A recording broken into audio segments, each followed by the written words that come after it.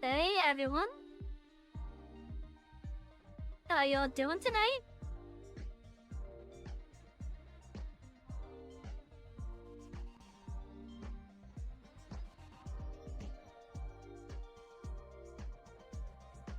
Whee! There we go. I love having those commands now. It makes getting my model move around so much better.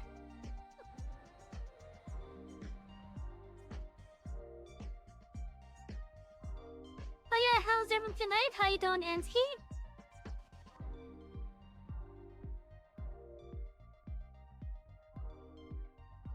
Oh, I really hope that my stream is not behind.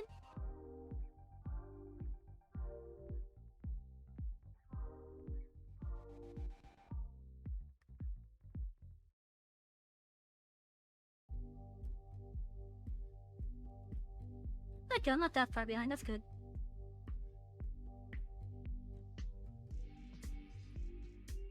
But yeah, how's everyone doing tonight? I hope you're all having a lovely Monday afternoon.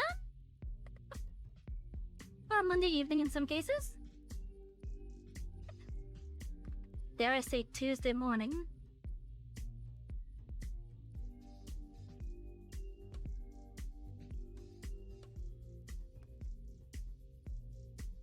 You got pizza and tea, so we're come about it must suffice. Well, I mean, there's rare combos like pineapple on pizza. Friendly just, I assure you. Yeah, I've actually had pineapple on pizza. It's decent. At least for me it was decent, but it's different for everyone. Why is my chair not being comfy right now?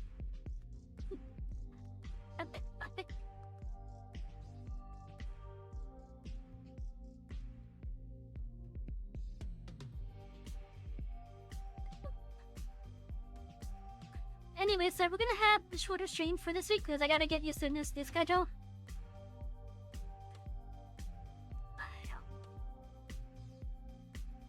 And from what I've seen before I go into the game screen, it looks like we gotta do some waiting before we go to the contracts that we picked up last week.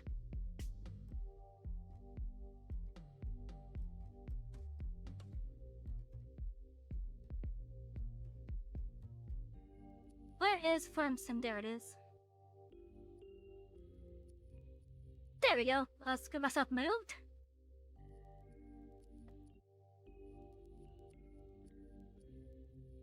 Yeah, this should be a nice spot.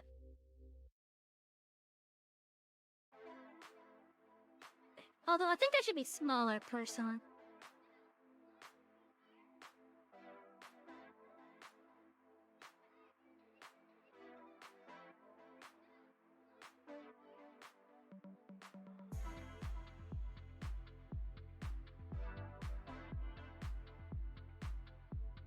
There we go, yeah, that works.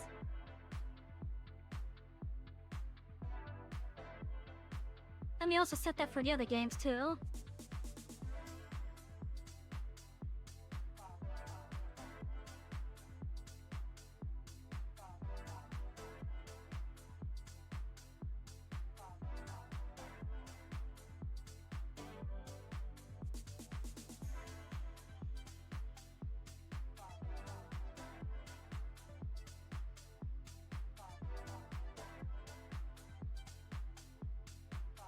Yes, I think the just chatting side is fine.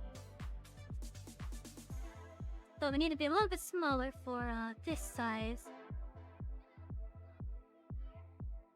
But when we're onto the game bits, which I think we did now. Alright, so yeah, as you guys can see, we have some pink over here and our fields over here are 3 fields. Which means we gotta get that weeded. Now, of course, I gotta find where my damn tractor is. Although they could do it with the chariot here.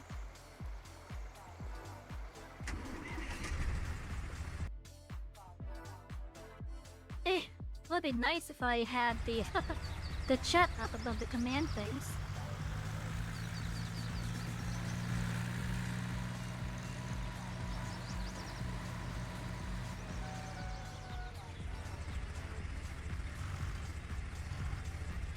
Hey, look at how cute this little tractor is.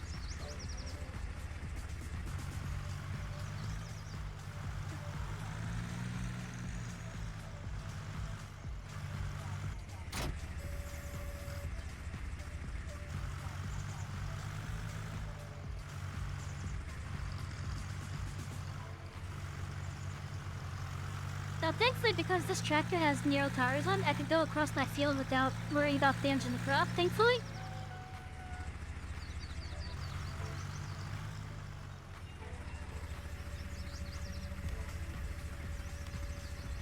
And I gotta get the weeder set up with this.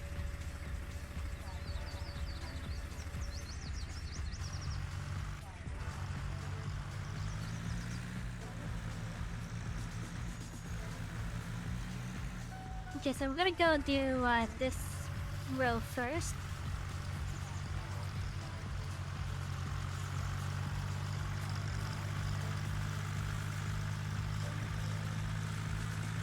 And we're gonna be doing both of these fields at the same time.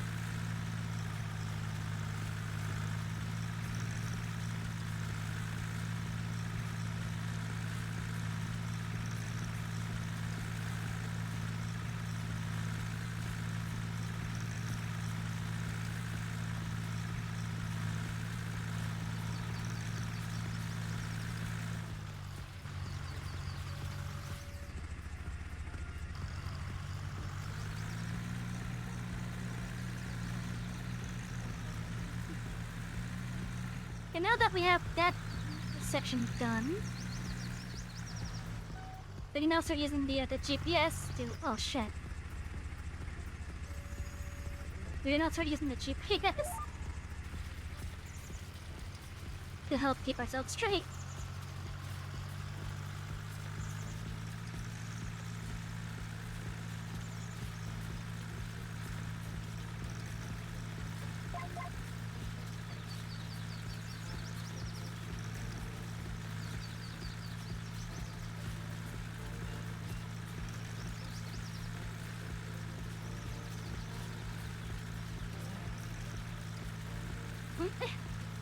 As for food, I got myself some nuggies. I got some nuggies, and I drenched them in hot sauce and hot honey.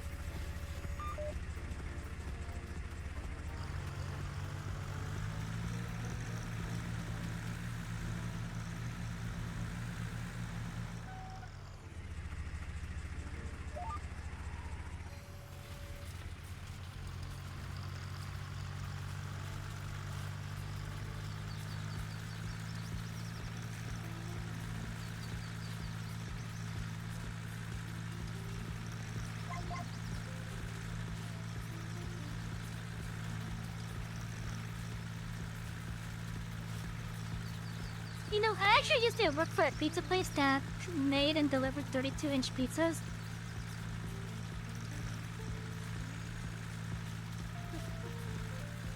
And let me tell you, it was a pain in the ass to deliver them.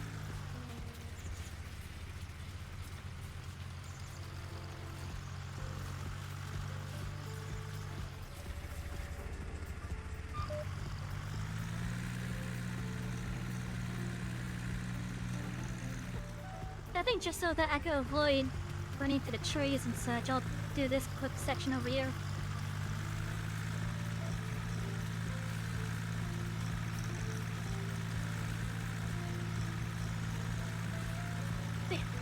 Oh no, not all the field grew. What the fuck?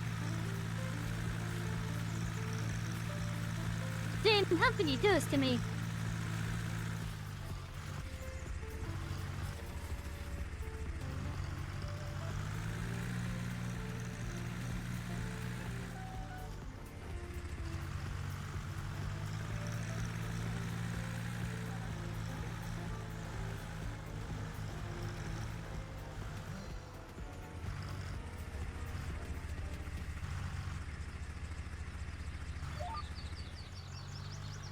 I think I was on this one.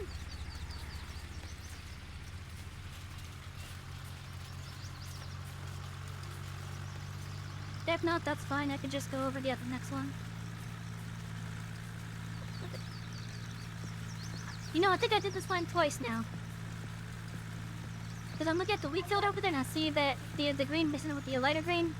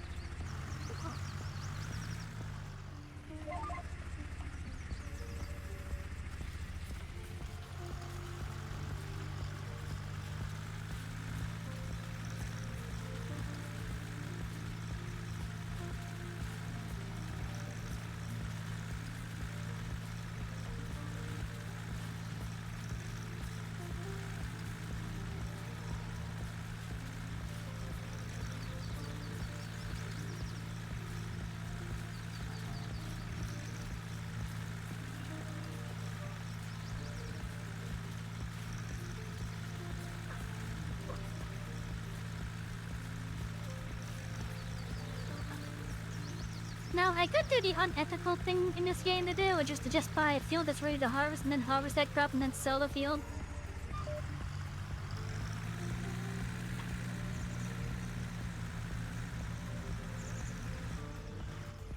Well, it's a perfectly valid way to make money in this game, because you're not really abusing stuff, it's just really unethical, in my opinion. So that's why we're not doing what is known as field flipping. Which is, like I just said, you buy a field that's ready to harvest, you harvest a crop, and then you sell the field.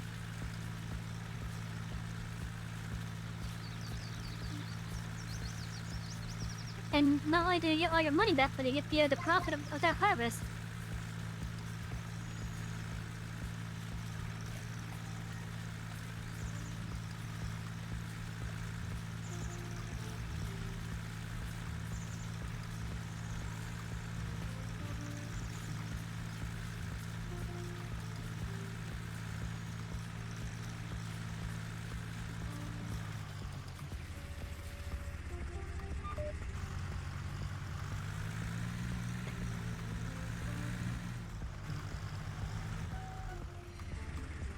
Yeah, and it's all because the game does not take into consideration the value of the crop on the field when you buy it. When you buy or sell it, because the fields have set prices on them. It doesn't matter what you have on the field or what's on the field regardless. If you do the IRL, you wouldn't be able to buy it back for sure. Yeah, that's true.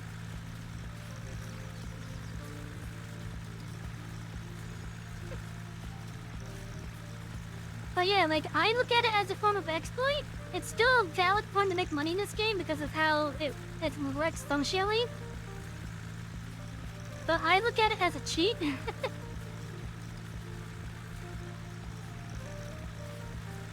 Of course, you can say that the GPS thing keeping my tracker completely straight is also a cheat, but they have that in real life too.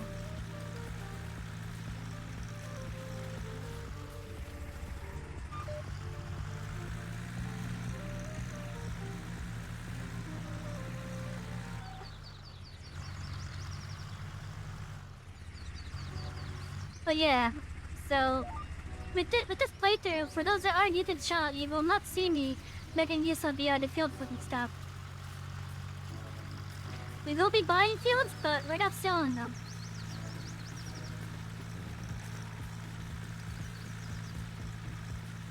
As it is, we only had the two fields and that third one behind the chicken coop.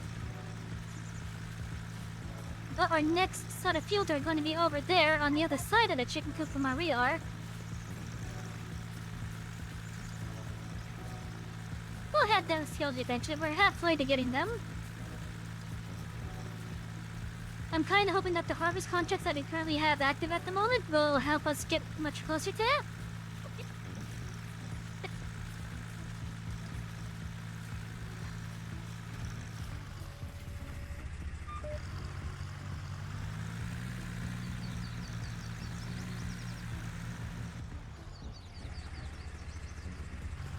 Is my tractor missing an engine? No, it's not. The engine's actually under my ass.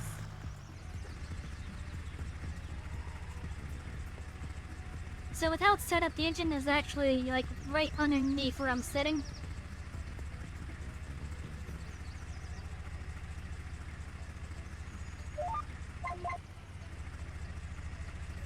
This is a really cute tractor though, regardless.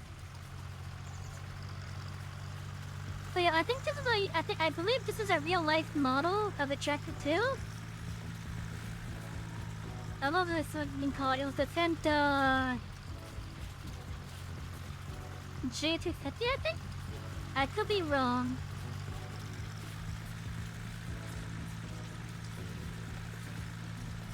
Once I'm done with this line, I will get out of the tractor and then get back and just eat the name. But yeah, the engine is right underneath where I'm sitting. It's not that strong of a tractor, hence it being a light tractor. But it's really good for like leading in this case. It would probably do good wheelies if it had a stronger engine for sure. The Fent GT, that's what it's called. In fact, let's bring up a picture of it real fast.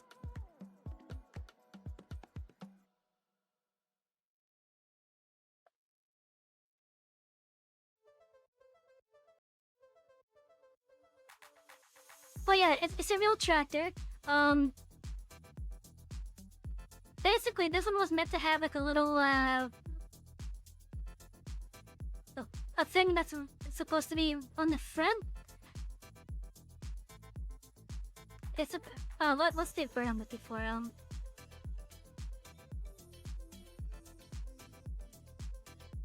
Basically, it's supposed to have like a container on the front.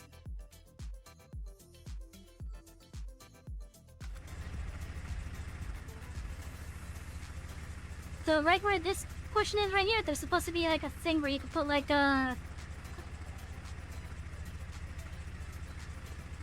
various goods and crop picks and whatnot. That's why it looked really weird like that.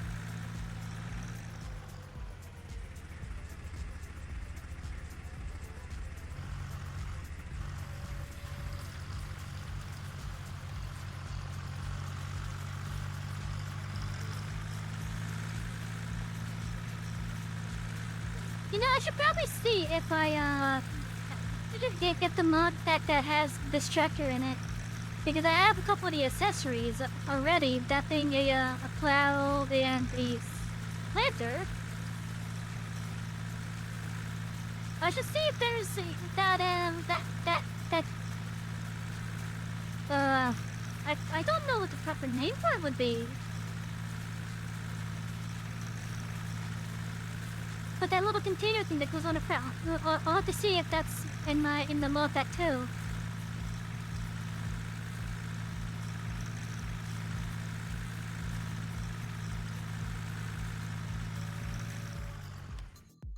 In fact, let's take a look at the store real fast then.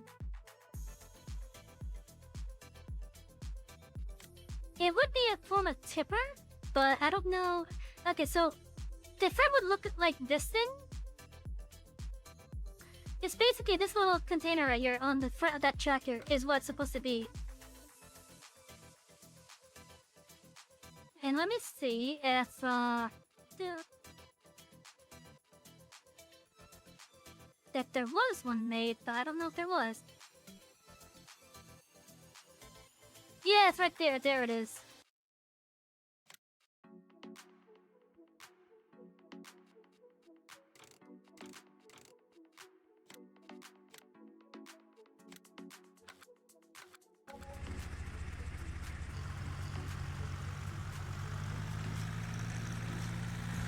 Now you have another thing for this thing.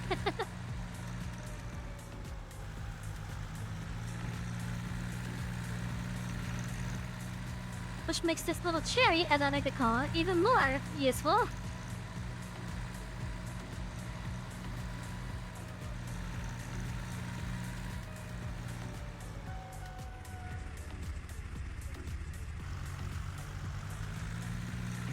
Like I said, part of this field has started growing. But we have quite a bit of weeds here, so let me get rid of this bit so I can have a better area to turn around in.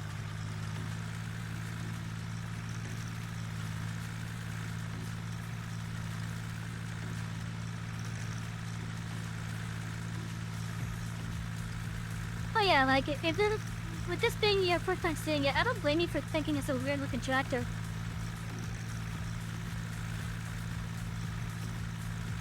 I thought it was adorable, hence why I got it.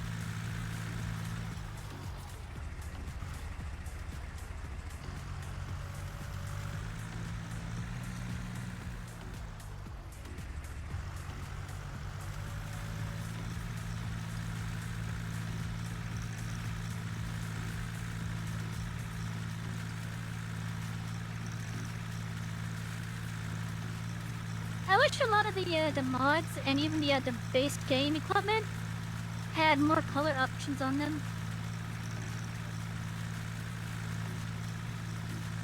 And I wish they would just agree on which shade is like what.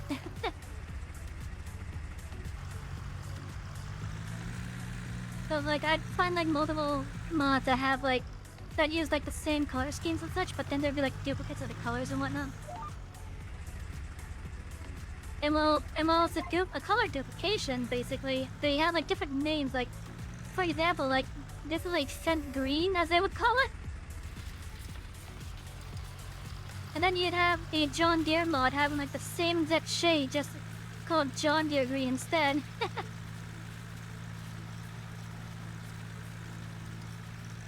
So I wish that both the base game and the mods had a universal color scheme.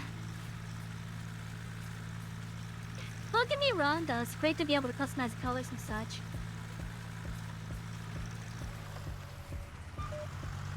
But like, I would like to have like more options available for the various color schemes.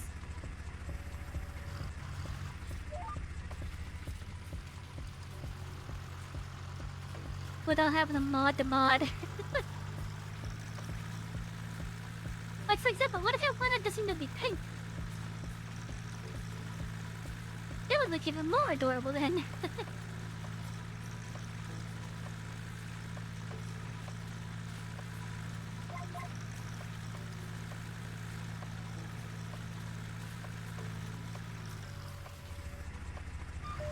Yeah, hot pink everything, even the buildings.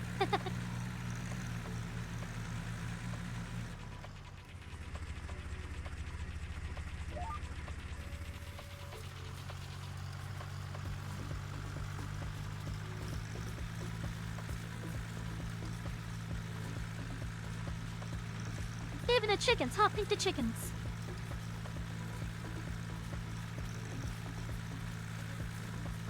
Actually, I don't even know if that's even possible to modify the animals in this game.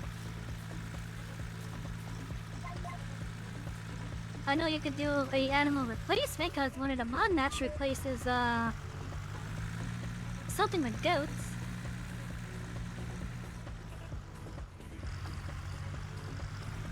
I think it replaced sheep with goats.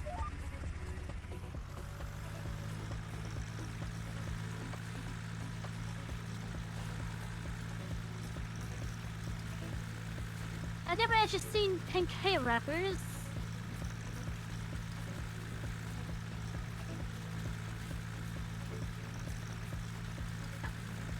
I want to say the term is probably silage wrapper that you're looking for.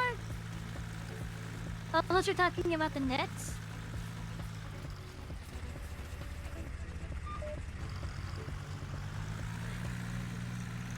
I know one of the mods that I have, at least I think one of the mods I have installed, allows you to get such a wrapper that has different colors available.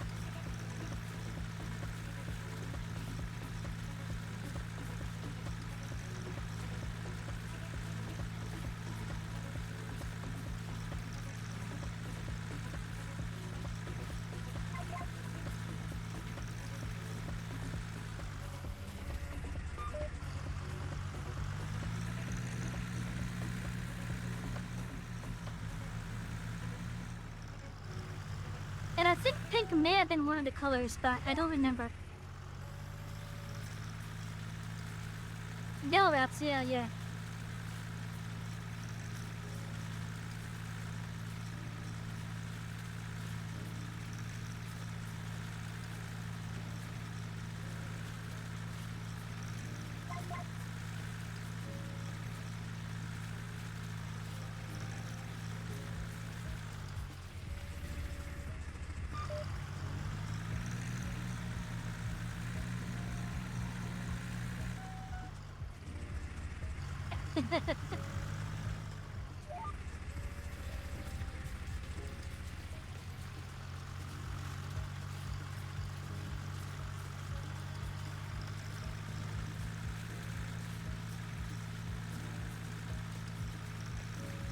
But yeah, like, one thing I would love to do is just get, like, all the mods to agree on a fucking Cars game.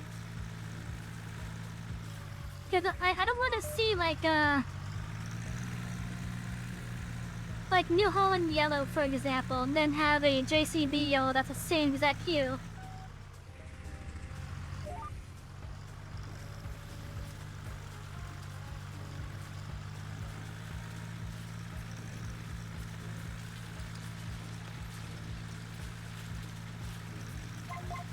Or a Lindic Red that's the same hue as the, Massey Ferguson Red.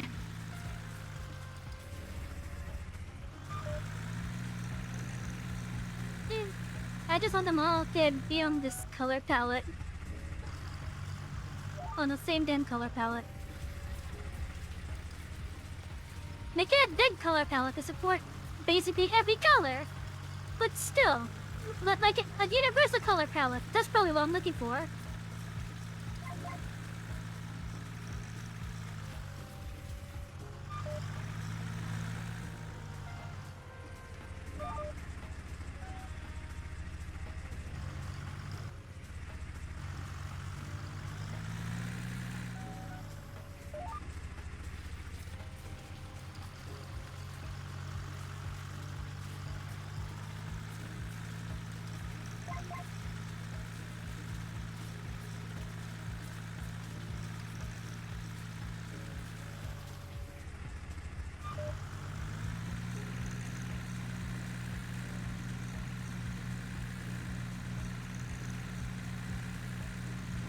Also chat, for those that are aware of Farm Sim 22 being out, I'm well aware of Farm Sim 22.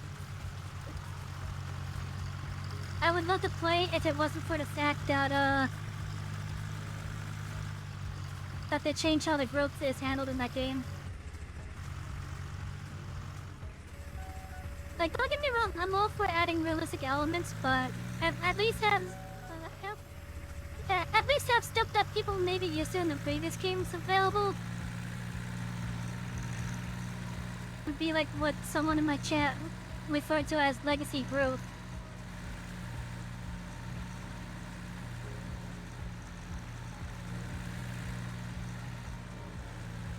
So because Farm Sim 22 does not have legacy growth on it, that's why I don't play it. Because it really, the way that they handle the growth in that game really conflicts with how I like to enjoy this game.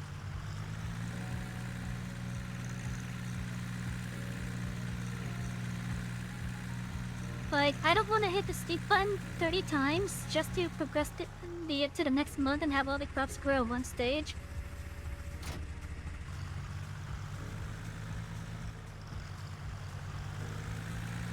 Also, let's go and get the thing.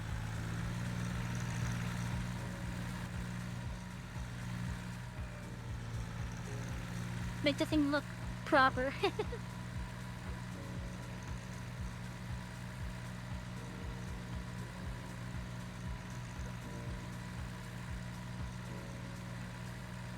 This is still a really cute tractor, though.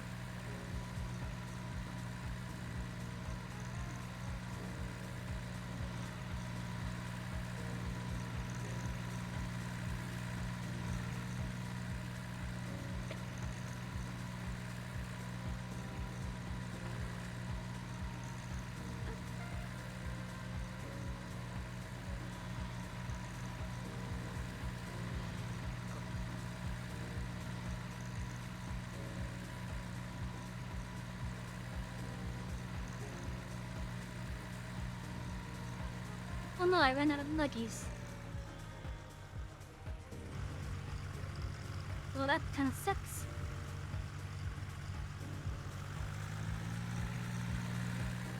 It is a minimal tractor, basically, yeah. It's definitely meant for use on, like, small farms.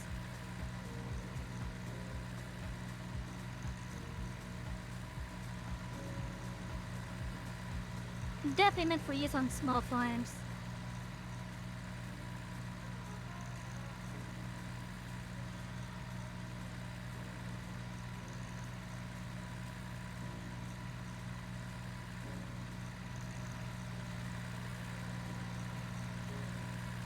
And while we're over here, I'm actually going to do some maintenance on the tractor too.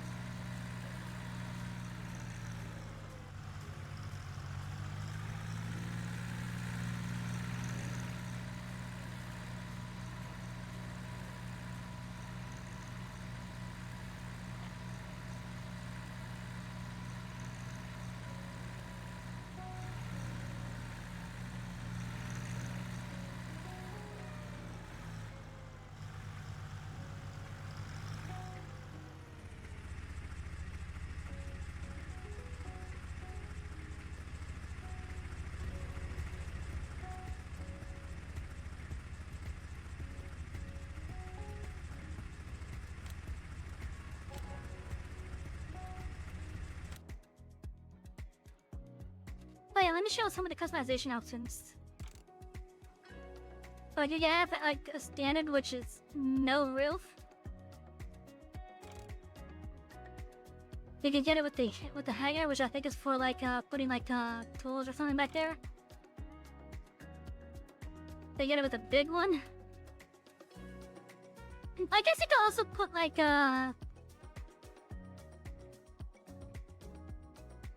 curtains or something to help like block some things from like heading in the back from it, for example. But we got it with the top cut, just in case it rains. They can also get it with number plates on the back there. We can do a little bit of change to where the seat is. Although it's just this spot right here that changes. At least from what I've been able to see anyways.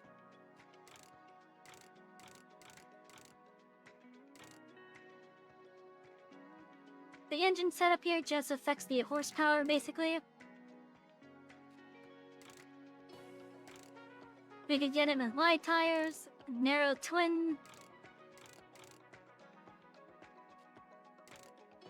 But yeah, we have the narrow and the standard so far.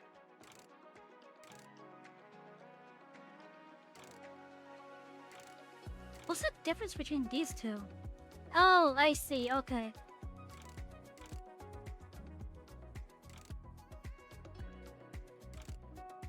Oh, and we also have this heavy front loader attacher too.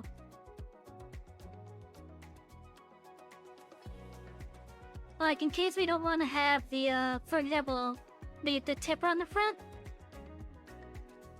we can instead have this thing work as a front loader type of deal.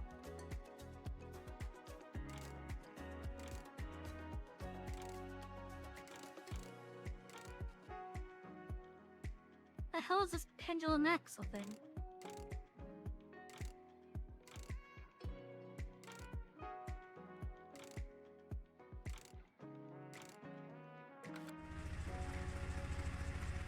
Yeah, I don't know.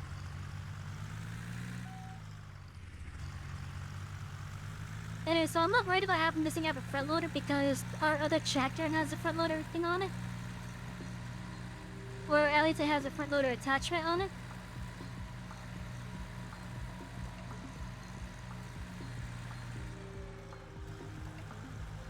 Now, if I'm thinking correctly, I'm gonna have to pull up this way.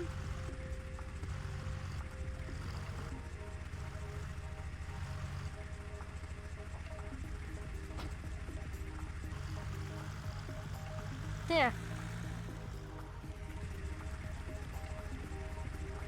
There, now it looks better.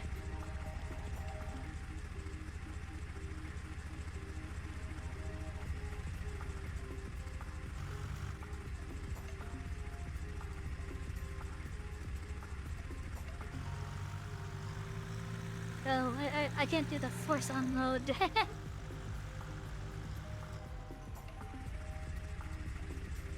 Okay, not does that. So is up the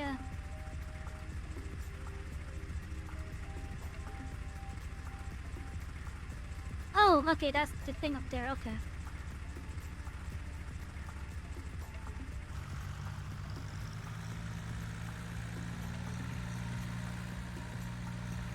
Oh yeah, it is a pretty minimal tractor. It has quite a bit of customization options in regards to attachments as well. So it's quite a it's quite a handy tractor.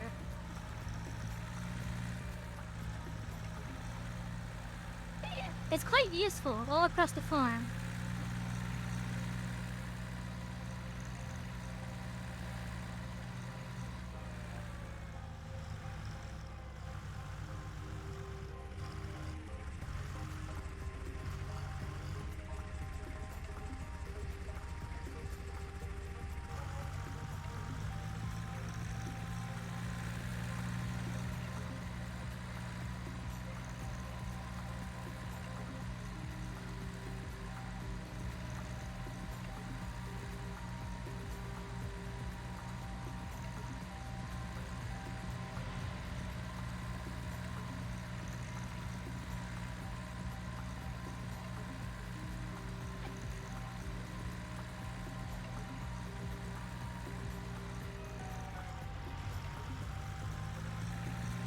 Nice. I swear to God, if I didn't know better, I'd see that cement truck try to run me off the road. With its ungodly turning speed.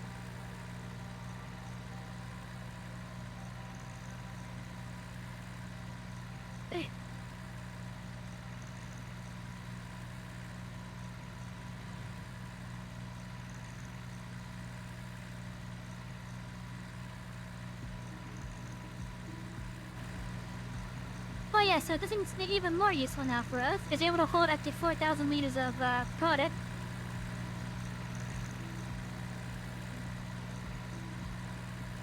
In fact, we can even use this to help deliver the eggs now.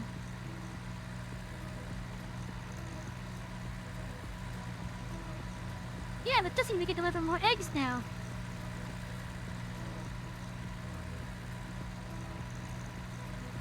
Also, I think I'm going to keep this attachment on it.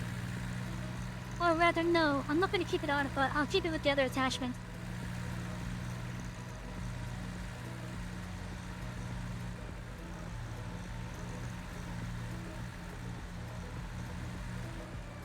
Because this thing seems to have a dedicated berth now.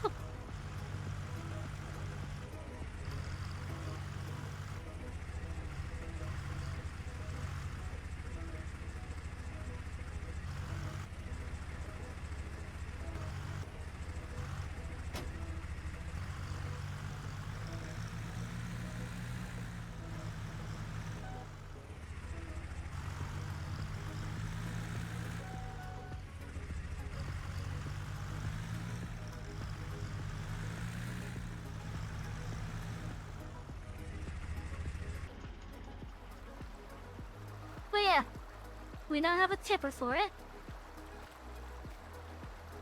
We have a plow, and we have a planter. But this thing just became more useful thanks for this thing.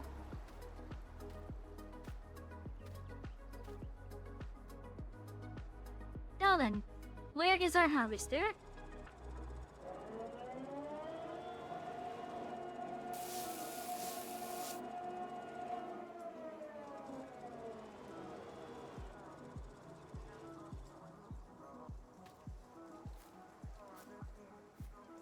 I went to replace their water stone.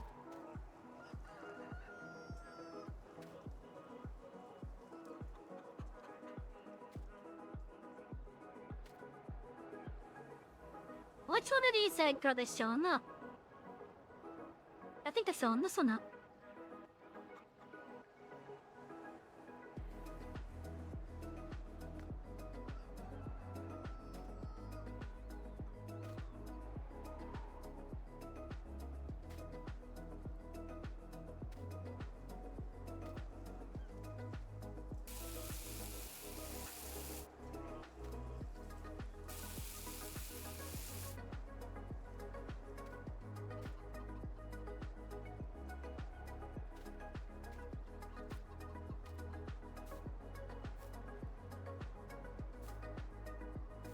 One of the great things about eggs in this game is they're not fragile.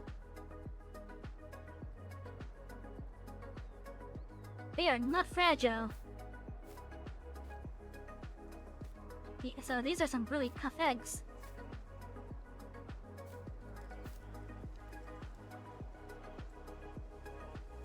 And they make a decent amount too when you have them in bulk.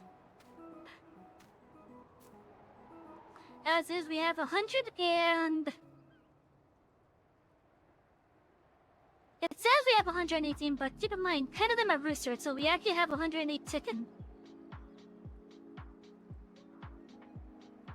And once this gets to the point where this coop is filled, to where it has 390 chickens and 10 roosters, then we're gonna start selling off the excess root chickens.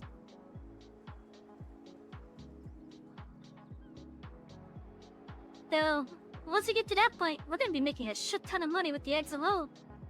And then we're gonna be getting some extra just by selling the chickens.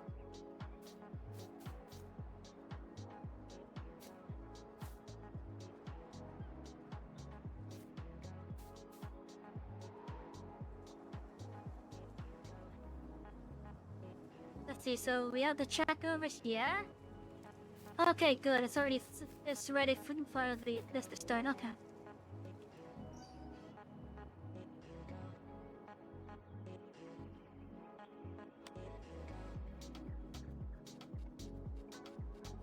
Alright, I'm gonna have to get this remade.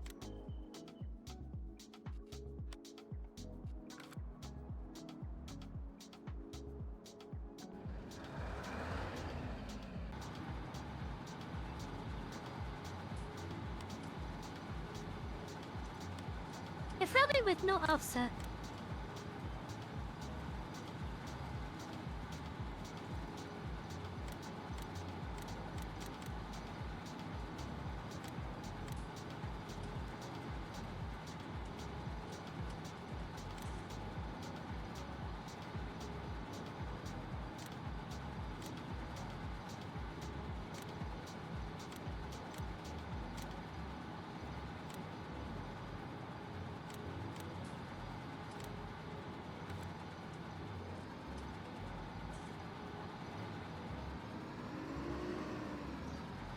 Maybe offset.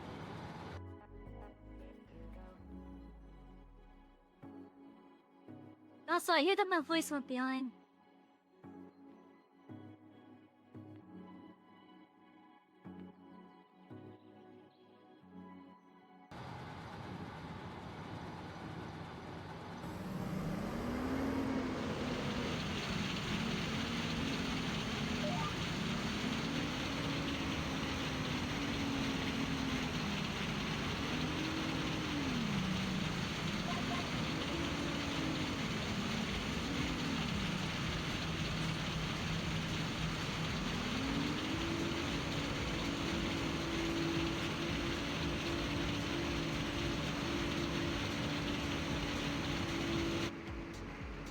And my voice seems to be better now.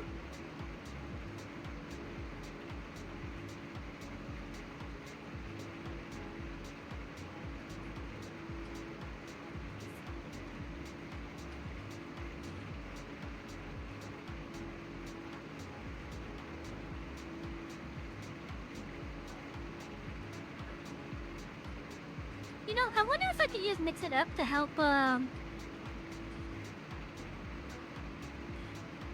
have certain redeems available, depending on the game I'm playing.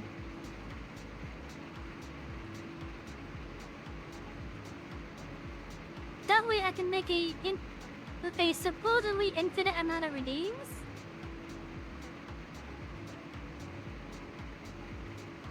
At least I'm thinking it would be supposedly an infinite amount. But then it would only load up the ones that are actually usable for like that game and such. I think that would probably be nice.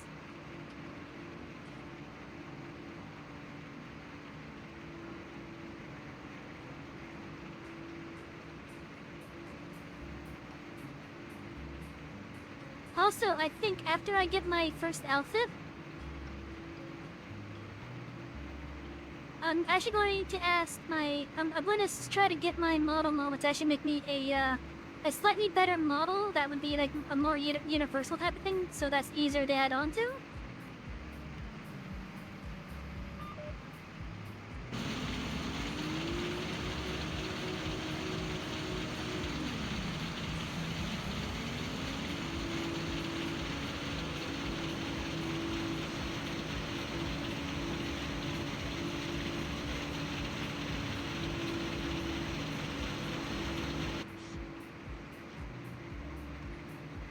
And what I basically mean on that is, basically, it would basically be a new model,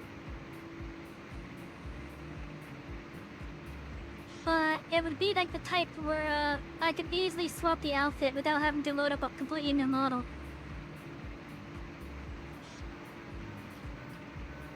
Oh, stick out model. There's my Ko-fi link if you want to help support it.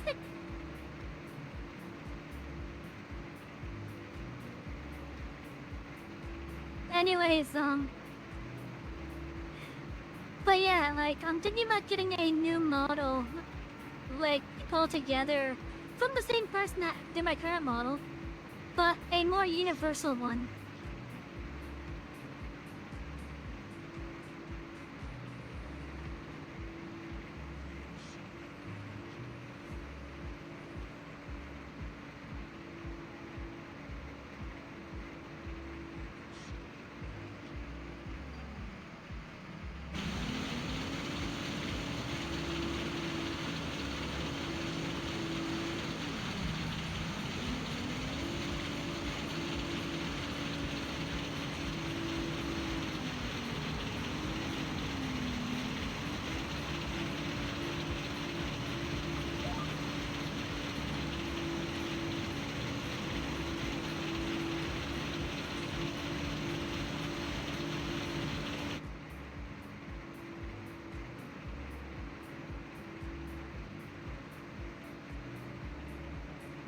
No, that was weird. My voice left behind while I was going the other way, but it's not doing it this time.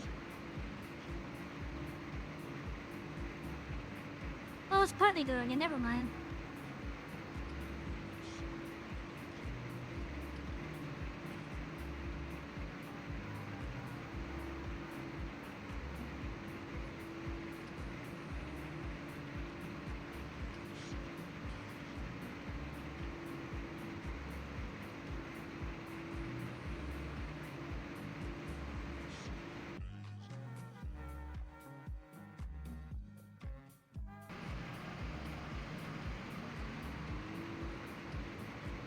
Sorry about that. I'm trying to get my voice to not lag behind.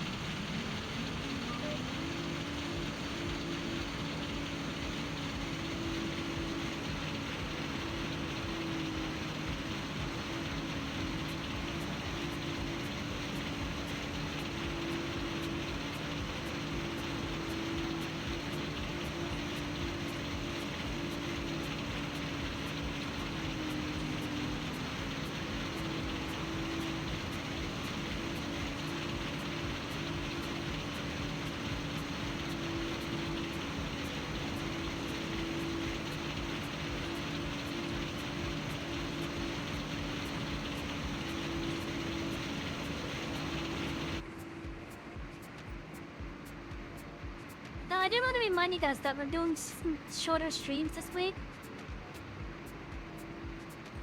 So we have about 2 hours left now.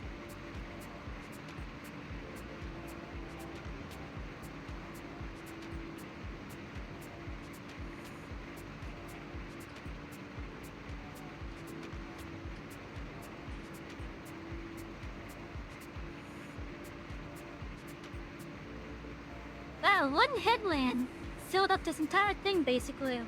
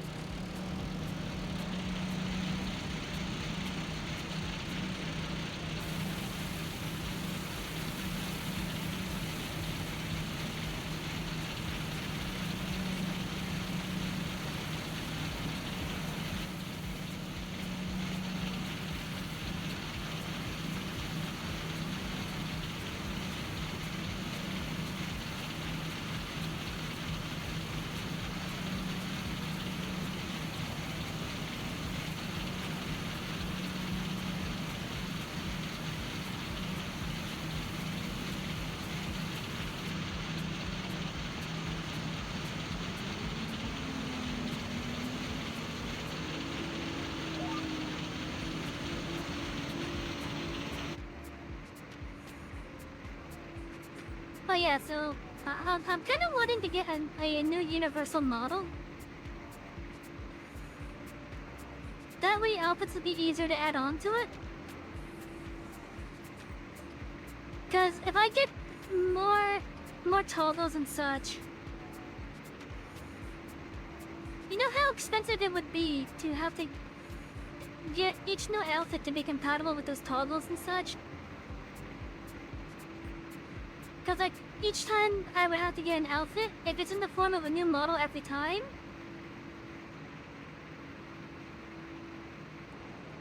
that's gonna get expensive.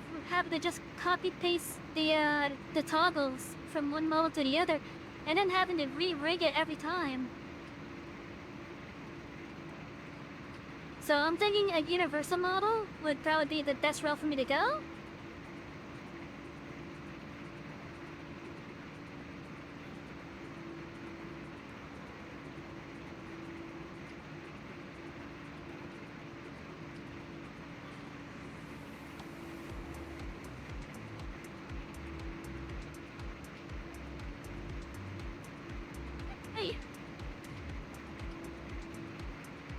I'm honestly curious if maybe I could do that with the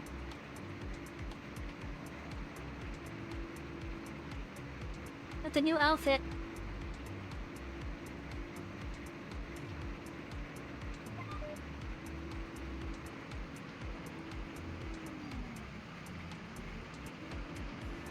It'd be cool if I could, though. Not gonna lie.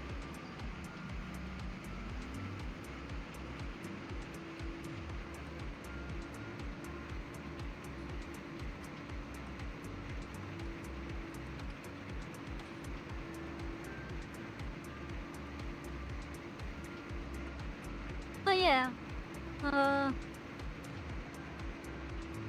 it'll be after I get this new outfit, because I've already made plans to get this outfit. So, but once I go for the new model, I know it's gonna cost me even more to do this. Like probably more than what I already am saving up for the new outfit. But I do want to get a more universal model.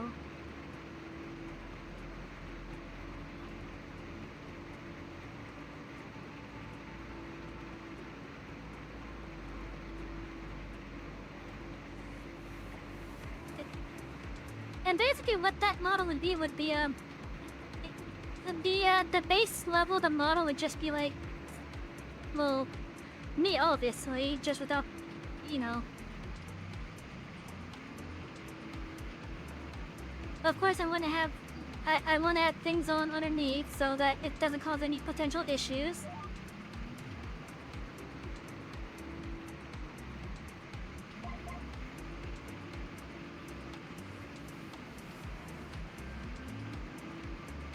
But the new outfits can be drawn on top of that as basically a layer toggle.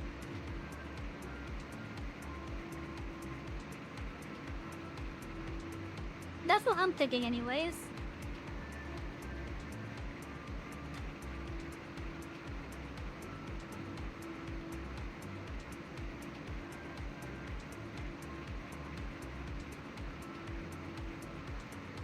You know what? I should actually be. I'm probably going to have to raise my goal, but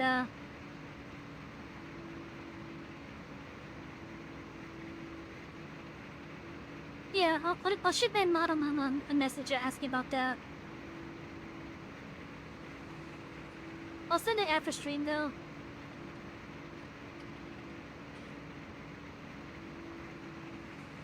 I know it's basically going to be me asking her, hey, can you remake my model in its entirety, but with this new setup? That's basically what it is. And because of that, I know for a fact that now the outfit won't be ready by Halloween, sadly.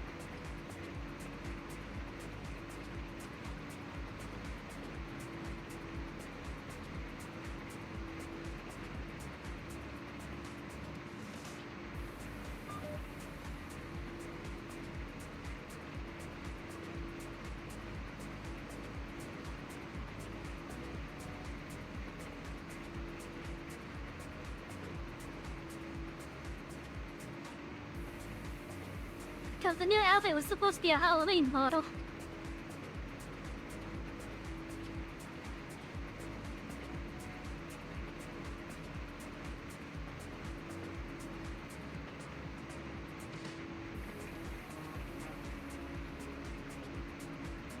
Actually, yeah, you know what?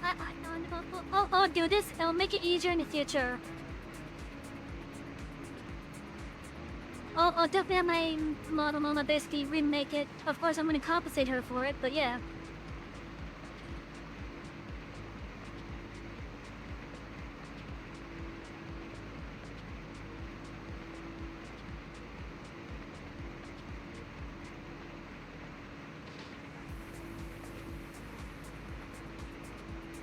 How did this produce more weed done over the second headband row?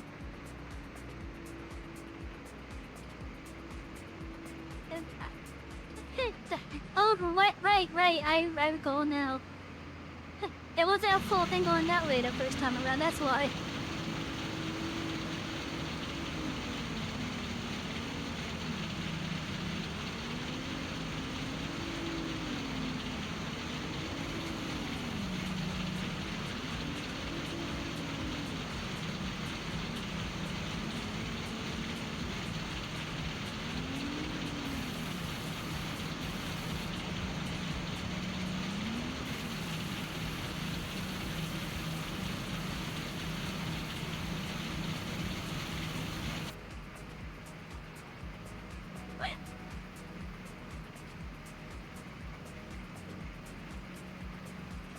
And considering the direction that I want to go as well, maybe this would probably be for the best.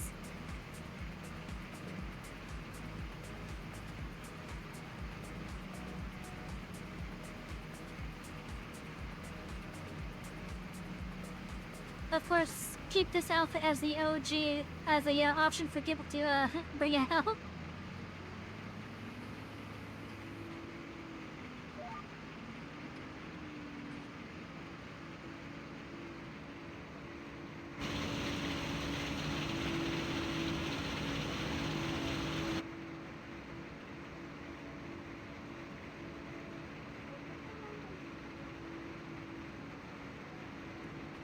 Of course, I am trying to design a second outfit, which I think will look adorable and really good on me. I'm gonna have to find a way to make it match with the color scheme, though. Although, I think I'm actually gonna have the colors based off of this outfit's colors.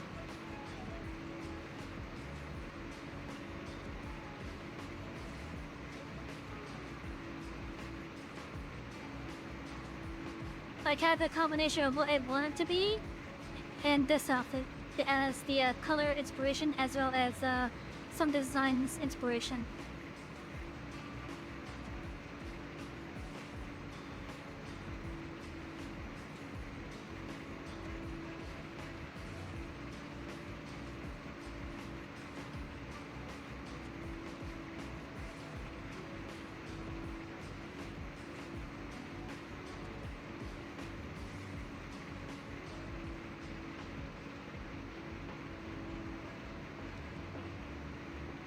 Actually, you know what? Because I'm not going to use that one thinking thing that's on Vita Studio, I don't think I even have to worry about that.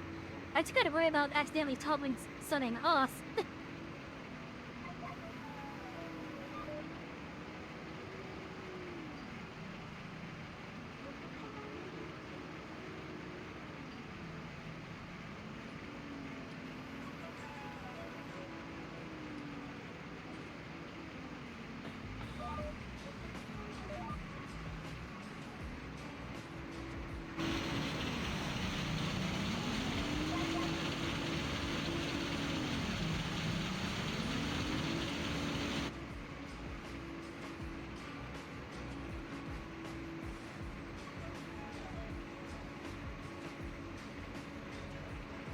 I think this field is going to produce a lot of money for us. At least in regards to the exos anyways.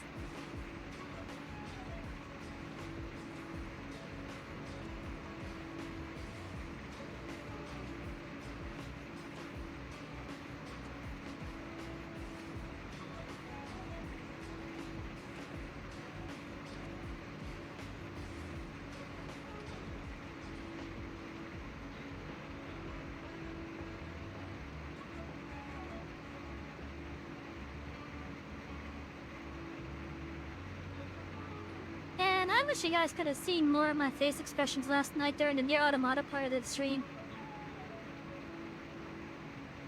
Like, some of those things was just really...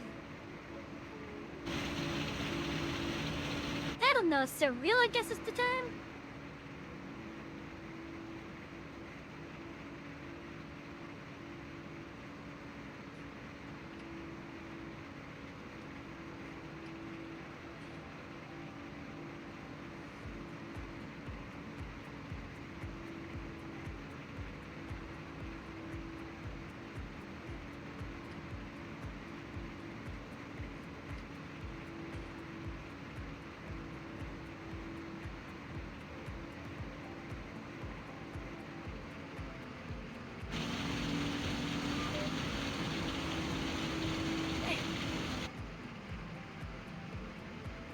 Of course, and then there's the fact that that some of the machines are acting like humans or trying to.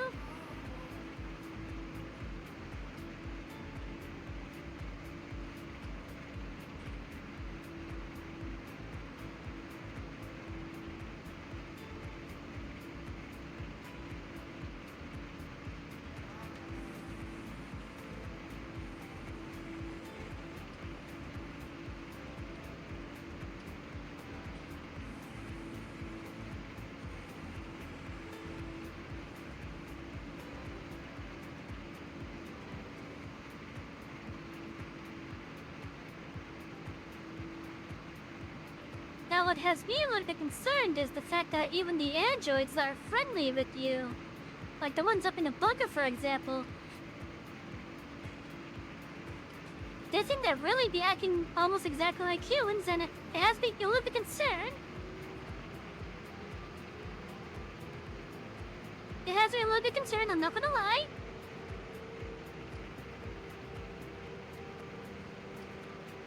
Like, what reason do they have to be acting like humans? Because they're not cyborgs up there as far as I could tell. Like, if they're cyborgs, that'd be a different story altogether. But they're androids.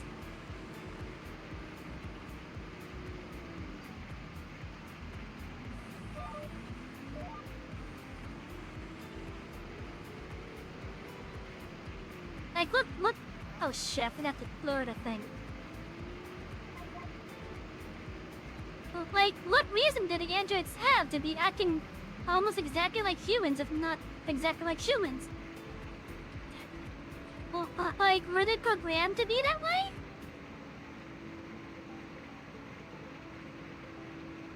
It doesn't make sense to me.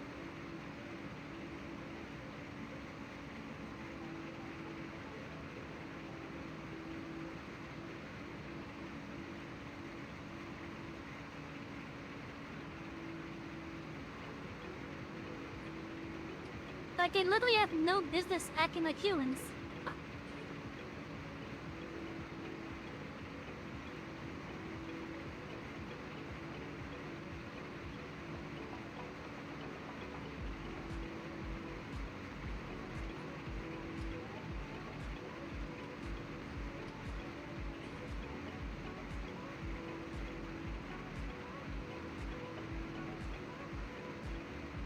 And then of course there's that second boss that we fought last night.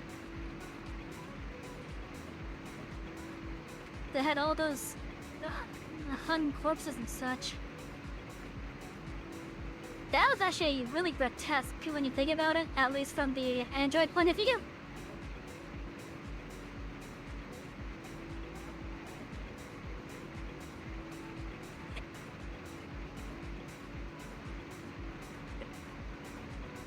Still, it's interesting though.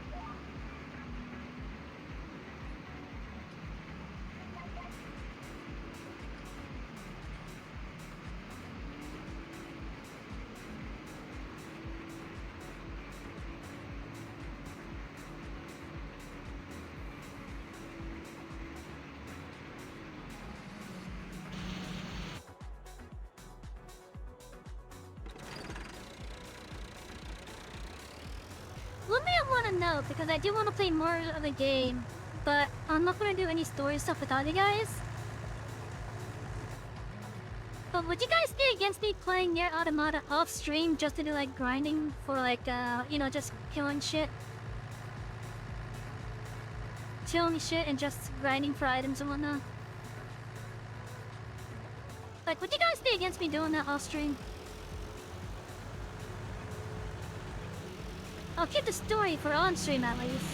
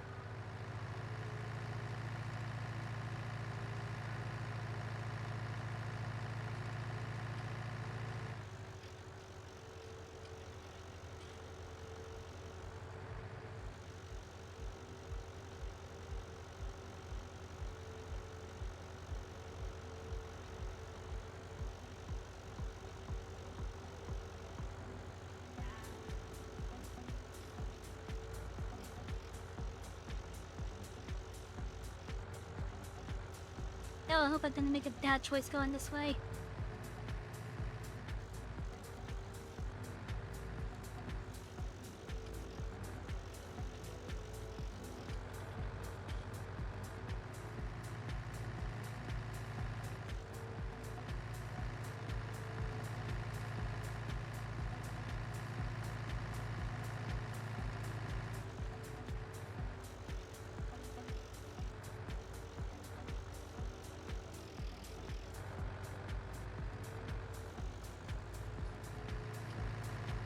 What? Look, water.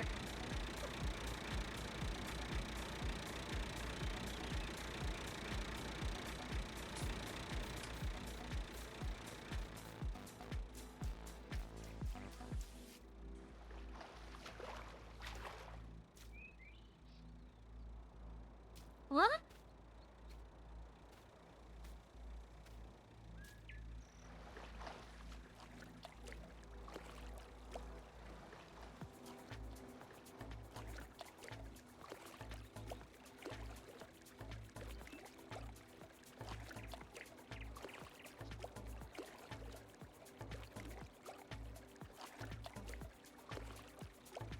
Okay.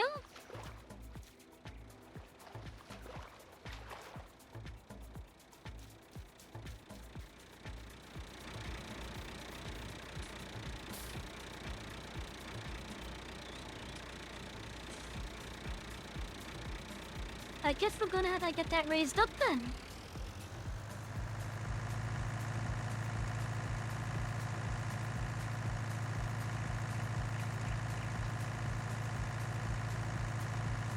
Gotta find a way to remove that water thing.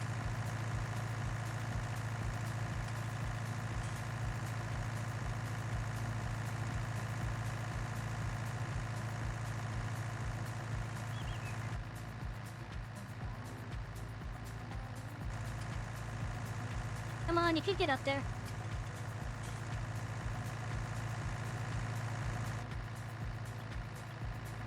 There you go.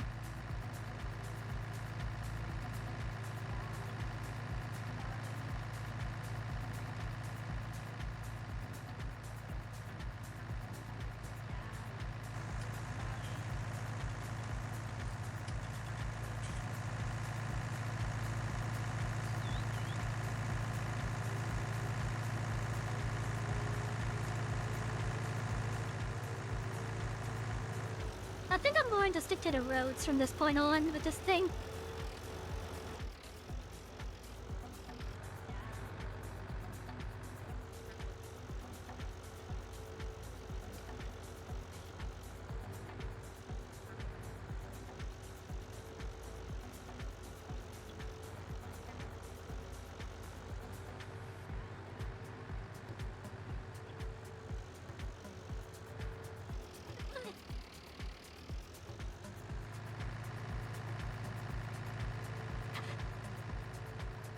Yeah, I think I'll just stick to the roads for this thing from now on.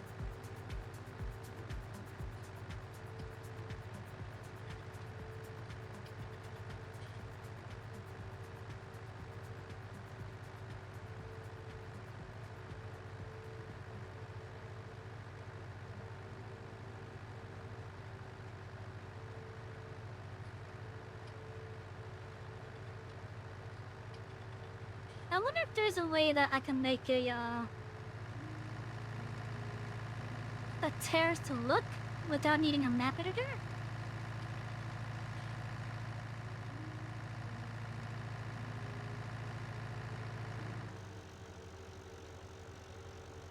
I have a feeling it's possible. It's just gonna be a pain in the ass, probably.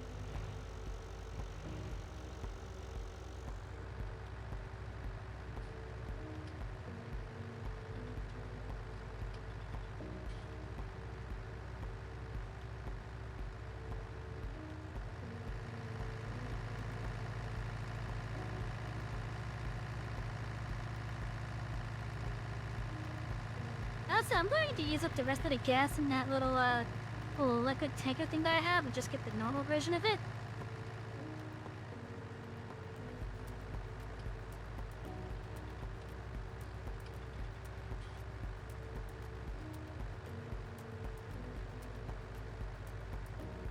So Olivia, I'm gonna get my tractor refilled as well.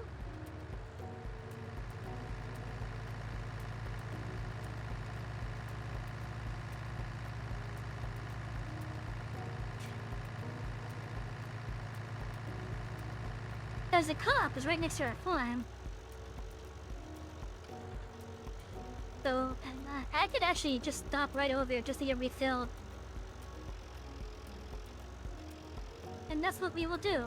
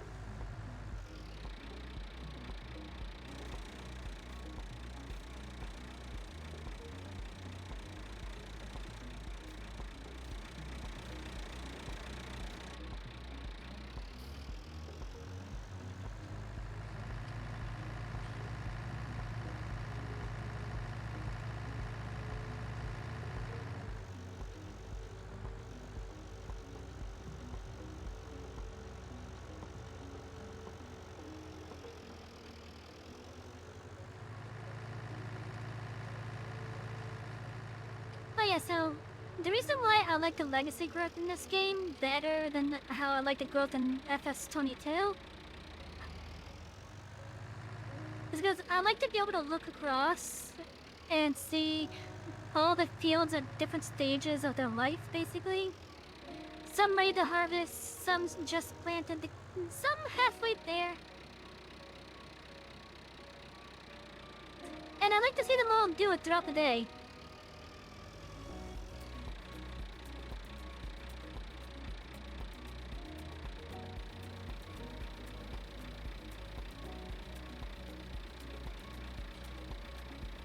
Sadly, with how FS22 does it though, even if you go multiple days, they won't grow until the month ticks over. Now people will say, oh, just tell you 1 day months then. Okay, that's not the same. It actually messes with the other gameplay aspect I want to play with.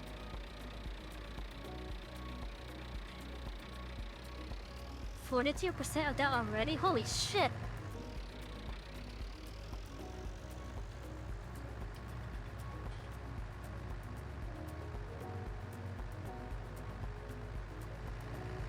Wait, no, that's still in a different field. Holy shit.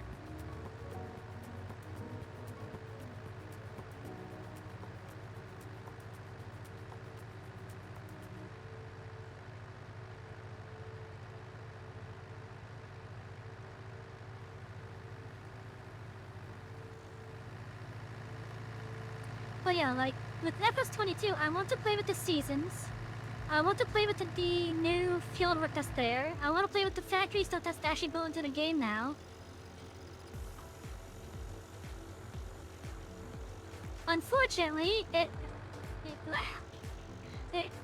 I want to have a good time with the seasons, because I want to take my time going through the seasons and doing the various seasonal work and such.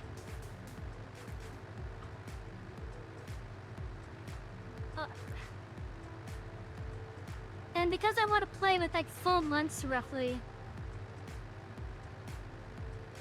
that way we're in the seasons for a decent amount of time basically. Having the crops on the 1 day month thing will actually just hurt it. It hurts my enjoyment of it.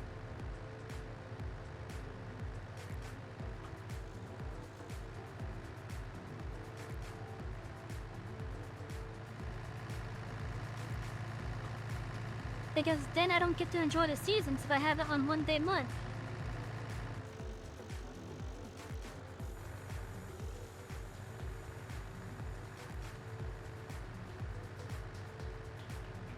And what's that, 3 days a year is fall, then 3 days is winter? And there's like no snowfall regardless? What's the point? To try to play with seasons then at that point, right? In which the seasons is actually one of the biggest features added to the game.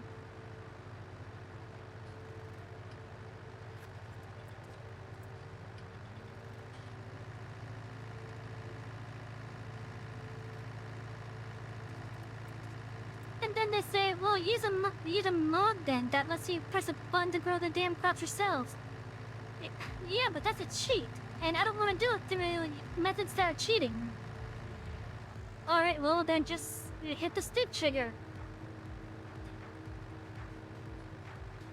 I'm not gonna hit the stick trigger 30 times just for the month to progress over so that my crop could go up 1 stage just like a weeded fucking thing.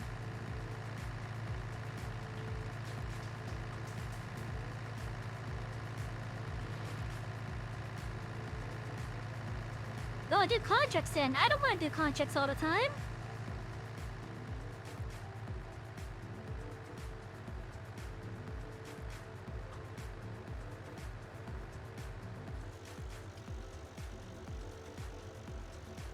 The only thing that I was able to do constantly with FS22 that didn't involve contracts was have a greenhouse, and that's cheaty as well, just based on the fact I could have it set to auto sales. Like, what the fuck?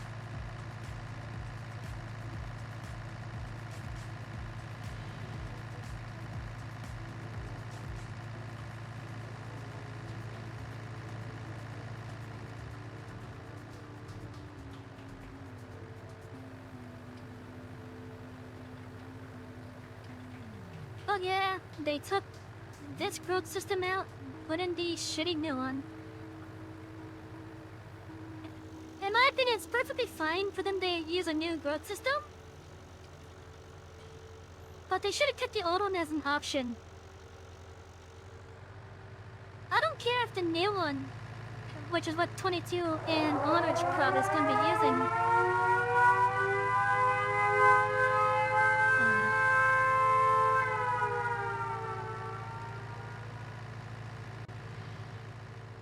Hi, Nick.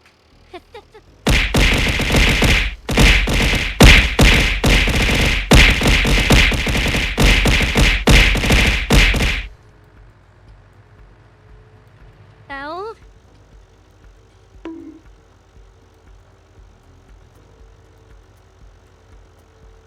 Hi, Nick. How you doing?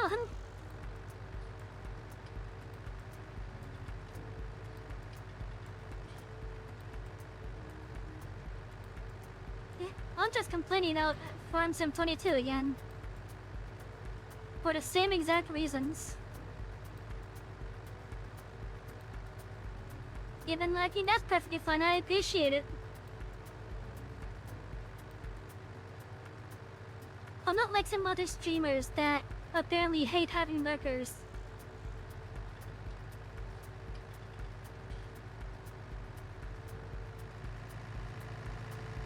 That's...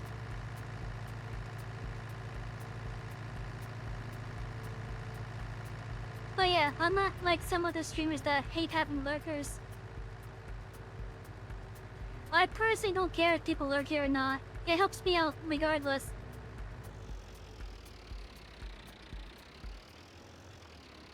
Also, we're about halfway through the stream at this point, so I'm gonna have to actually go on a break.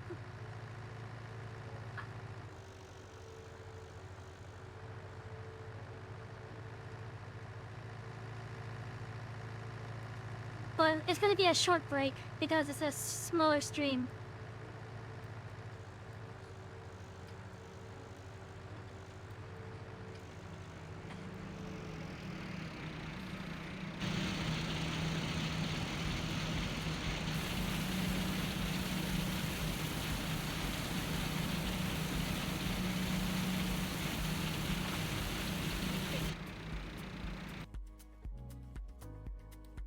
Anyway, so chat while we wait for nothing to sell, which will probably sell by the time I'm done talking. So I'm gonna head up onto a break. It's gonna be a 5-minute break. So go get up, use the bathroom, get some food, get something to drink, do some stretching, whatever it is that you do for your break.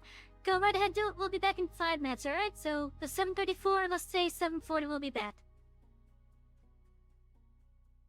Oh, look, and as I said, it's done showing up. Anyways, have a great break, everyone. We'll be back in 5 minutes.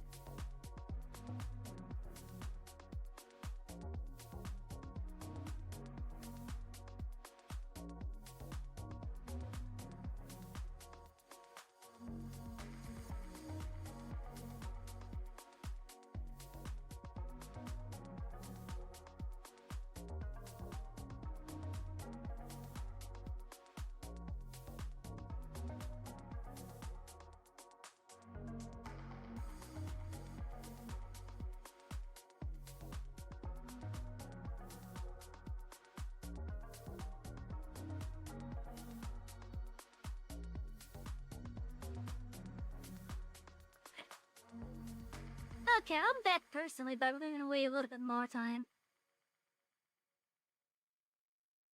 For those of you that are still in the ad break, I'm sorry.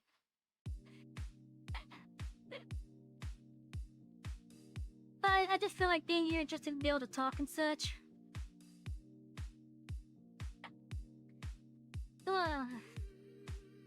I had to either gather myself plus I got my lunch and moved into the gyre.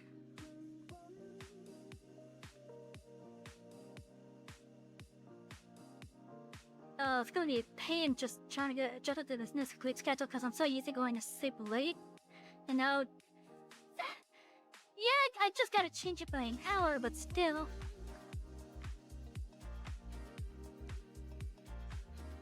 Also, welcome back to those that were in the ad break. We're just doing some talking at the moment.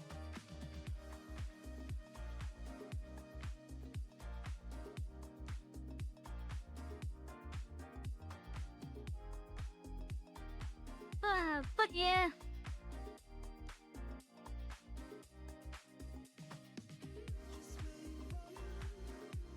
So yeah, for those that weren't aware, I am starting the streams to be shorter for this week only.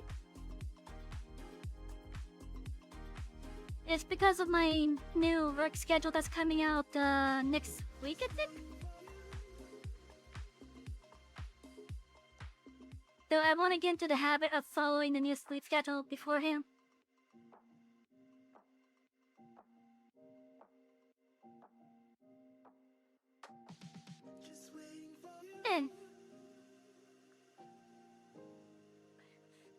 But yeah, so 3-hour streams this week. Probably next week, but I'm not too sure yet.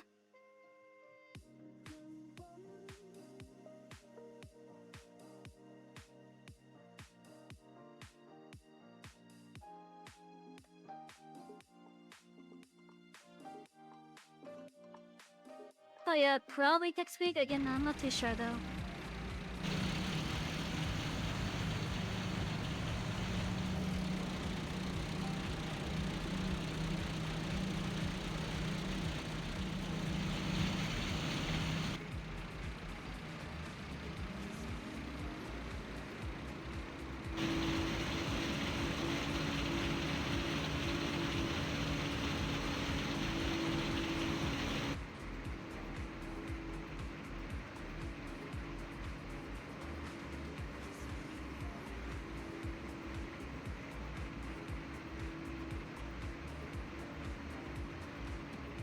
It's interesting how we're doing this field, yet it's giving us credit for another field.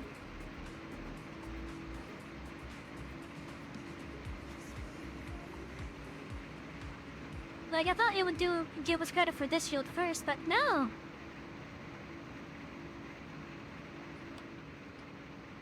Like, if I take a look at the contract stuff...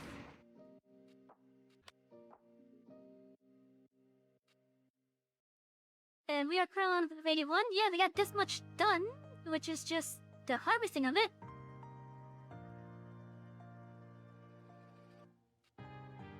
Apparently we're getting credit towards this one, supposedly. I'm not sure how we did, but we did.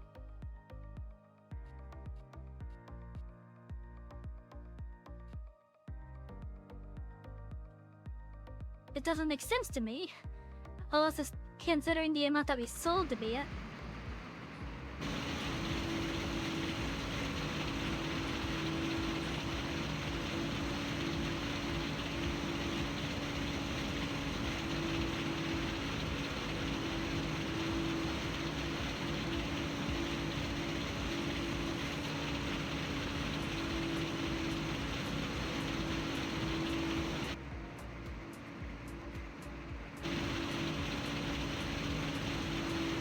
That's annoying.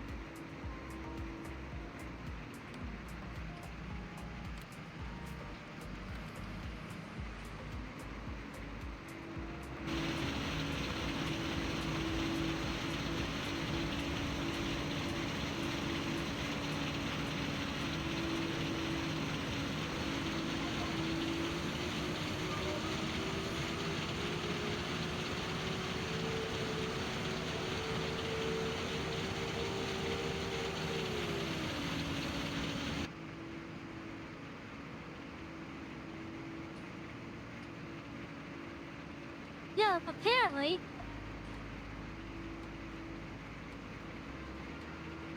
Apparently I did.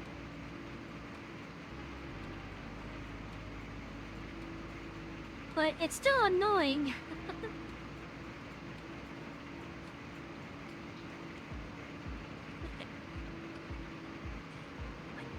Because I was supposed to be going in straight lines, and yet it still produced this.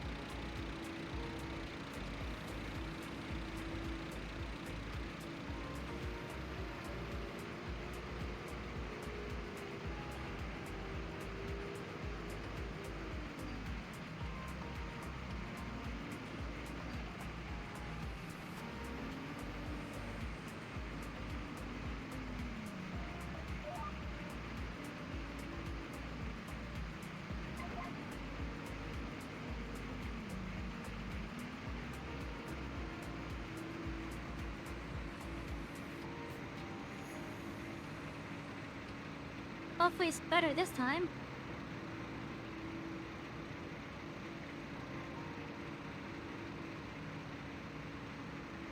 But yeah, so like before we started with the break, I was talking on about like how I actually enjoy having lurkers here. Like, I'm not gonna lie, it does make me feel alone sometimes when there are people watching or have me on in the background, but they're just not talking. It does make me feel alone sometimes, but I still know that they're there at least because they chose to be here, meaning I'm still doing something right. So even though I do get that feeling of being alone sometimes, because I do know that I have lurkers, it still makes me happy to know that they're still choosing to be here regardless.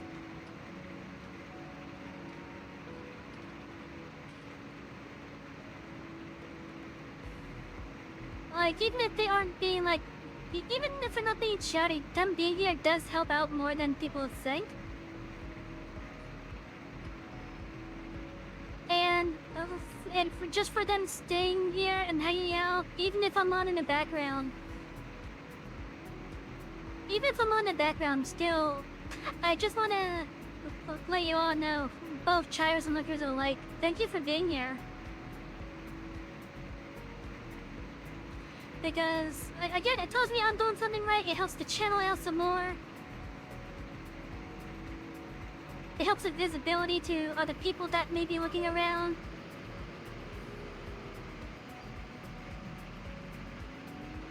But ultimately, it means that I'm doing something right, at least to me anyways.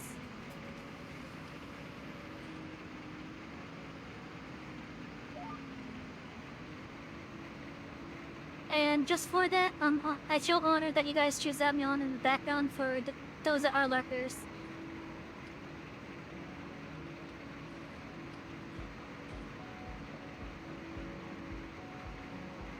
Like, yeah, I know it's like one of the most minimum things that you guys are doing, but I still appreciate it nonetheless.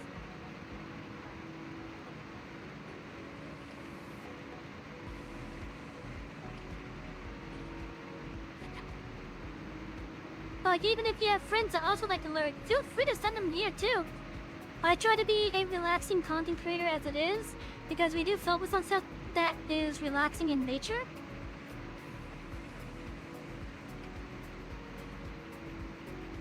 Whether it be like just doing RPGs at our own pace, or doing simulators like what we're doing right now. Eventually I'm gonna have Minecraft back on the channel, I don't know when, but I will. Well, I'm thinking about maybe doing Starman, which is just Minecraft in space.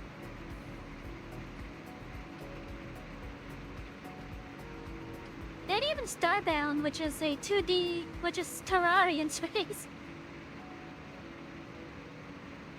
Yeah, although not as action-y as Terraria, that's for sure.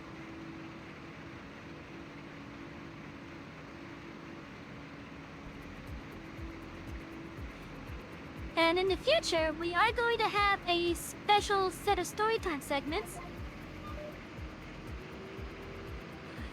Which reminds me, I want to give you guys an update to our storytime project that I'm working on. I now have 2 chapters scripted.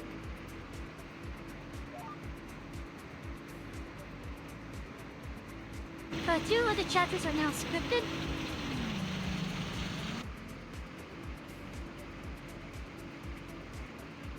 And then the thing that really made me go, what the? Was just the amount of times this one specific slur appeared in the 2nd chapter. And because it's one of those slurs that you really can't get away with unless you're that race for whatever reason. I don't know why people give that word the power that it has. But it's shit. But it's one of those words where if you give it power, it's bad if you give it power.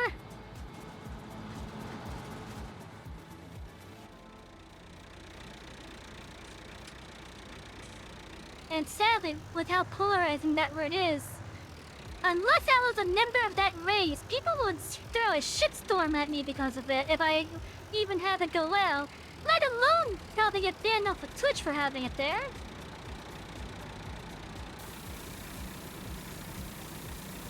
My phone's going off. What's going on?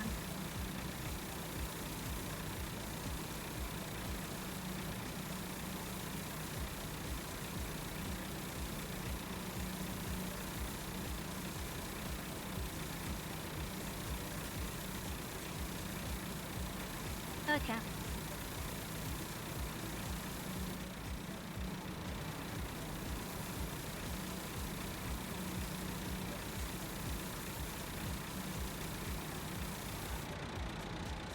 Yeah, that's crazy. The thing's already full, basically.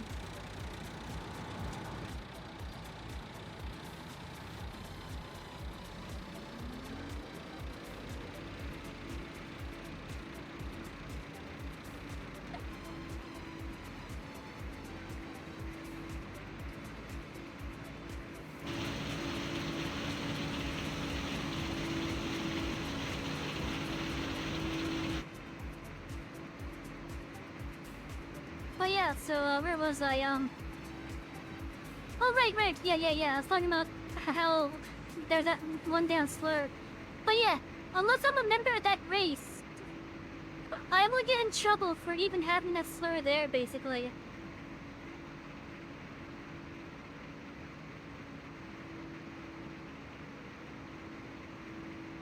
So I'm actually going the extra mile, just trying to change the story that I'm trying to adapt for this for the special set of story times, so that the slur isn't there. The sad thing is that the story uses that slur as part of a descriptor for some of the characters, for at least one of the characters, anyways.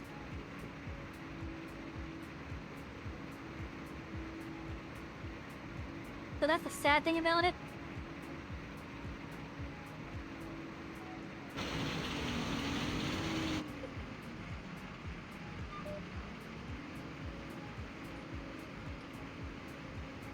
But yeah, so I gotta get it. I gotta get some things changed. There's gonna be obvious changes compared to the source that we're using.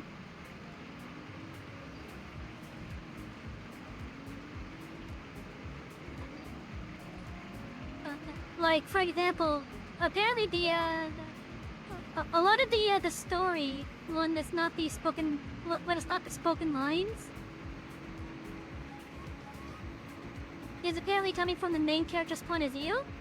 So like all the narration bits are from the main character's point of view. I'm doing a change where all that info is there, but we're changing so that's coming from a third person point of view from someone else, basically. So like for example, if the detail was like,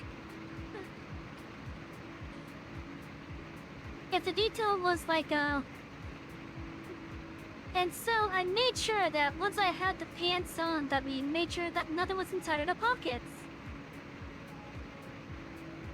I would have it changed so that, and he made sure that once he had the pants on, there was nothing inside of the pockets. So I'm doing that kind of change.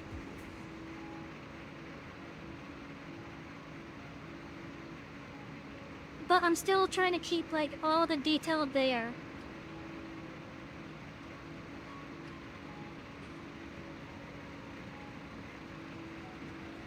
I also have some things that I want the voice actors to mostly ignore.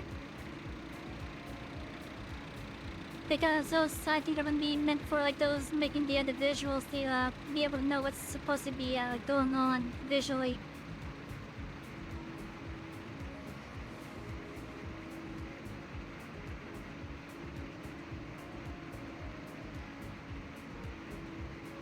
But yeah, still, so the progress is, out of 20 chapters, we have 2 of them scripted now.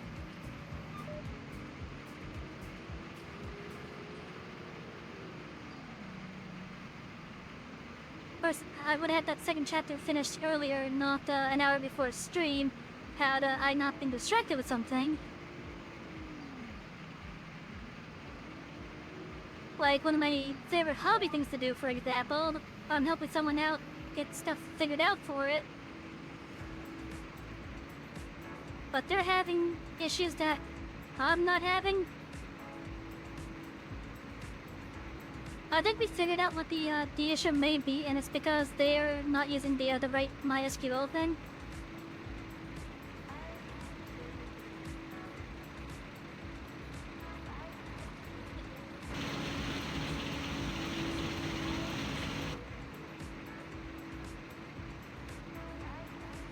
At least I think that's what the issue is. It's just the MySQL at this point.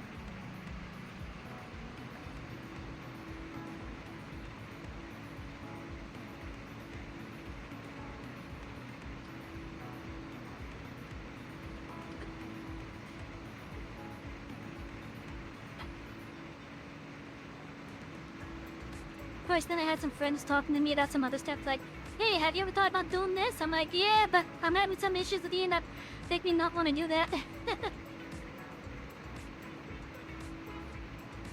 Like, for example, one of my friends is actually one of the mods here, not Shadow, but the other one.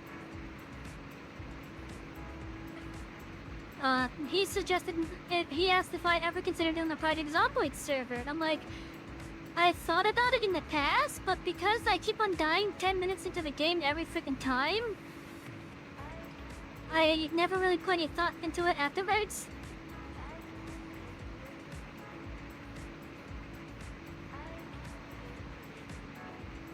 Although to be honest, I think a pure roleplay server for Project Zomboid would probably be a nice idea.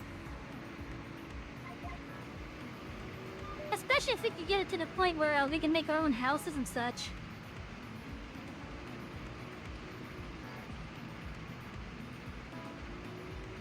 With like multiple floors and whatnot.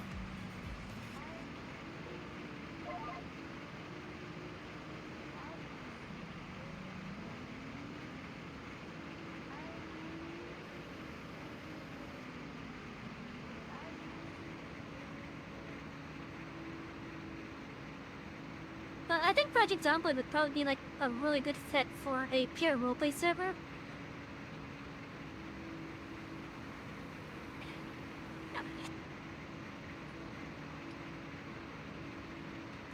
I don't know how easy it is to make like custom clothes for it. I'm hoping it's fairly easy. Hey! What's a bunk? Who had that? Time to get high!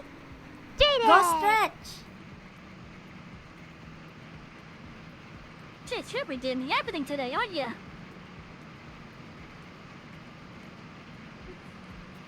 Just for that, I'm doing the stretch first.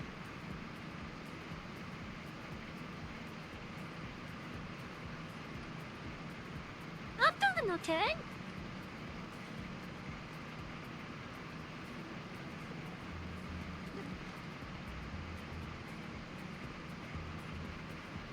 I hope you've been having a good day. I know you were playing Planet Crafter earlier. I still hate how the items don't stack on it.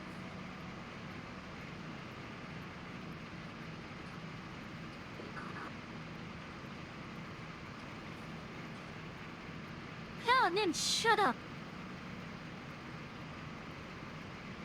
I know I have tails in my thing.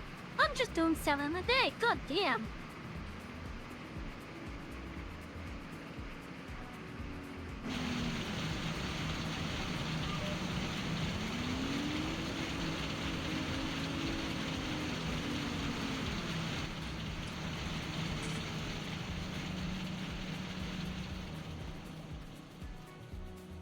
But yeah, like having the items not stacked, that's quite annoying.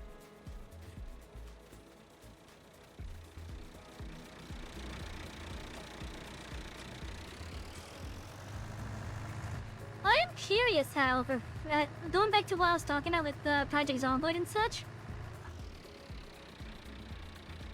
Oh, right, I forgot to do the hydrate. One moment.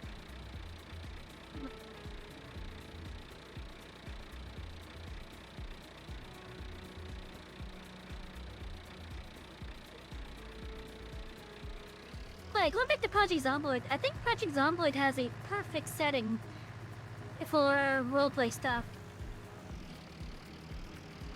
Yeah, Project Zomboid. The isometric zombie survival game.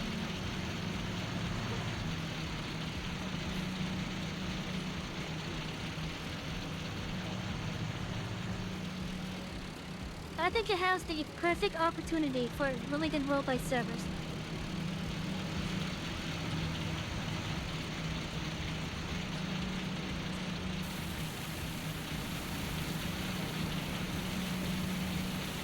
I have it too. I just keep on dying 10 minutes to every playthrough because I get swarmed.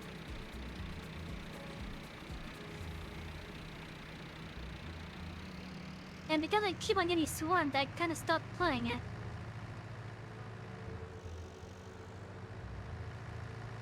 But still, I think at least for the multiplayer side of the game, I think it has some really high, what's the word I'm looking for,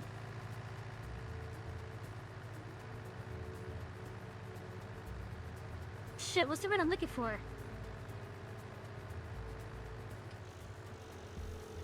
But I think Project Zomboid might have one of the best, somewhat modern settings to be able to do a pure roleplay server.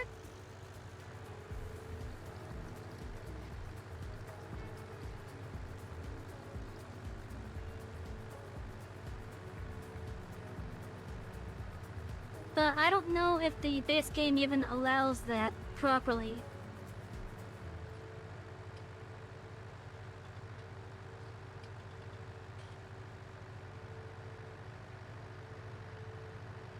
My issue with Zomboid is the fact that I keep on getting swarmed like very early on.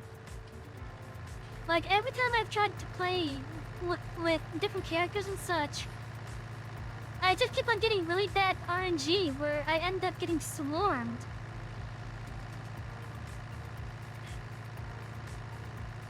So like, I go to the houses to try to get supplies and such. I grab like pillowcases and such, get them torn up into makeshift bandages. I get clothing and such to help with the temperature and whatnot. I find some food finally. Oh no, I accidentally alerted one zombie, now I have a whole fucking horde after me.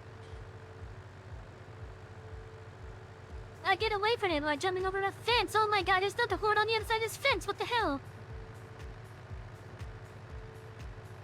But yeah, my issue is that I've been having extremely poor RNG with it. Even with the zombie count as low, I keep on getting swarmed.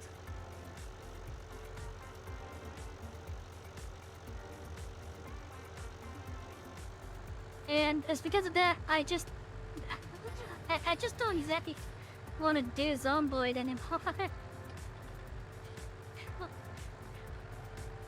Or rather, you know, it's made me stop trying to do it because I keep on getting swarmed due to bad RNG on my part.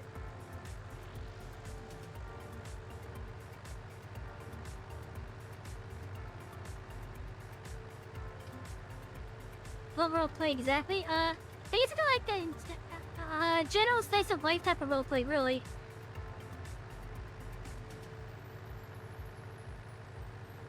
I think Zomboid has the the word I was looking for earlier, potential. I think Project Zomboid has really great potential at being a great roleplay source. Being a great roleplay game, I think Zomboid has great potential for that.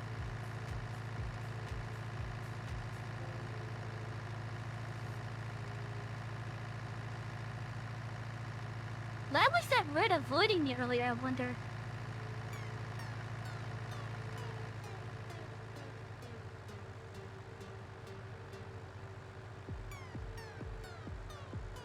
Yeah, I've tried to go slow and play low. But even in the suburbs where there shouldn't be that many zombies, I just keep on getting swarmed.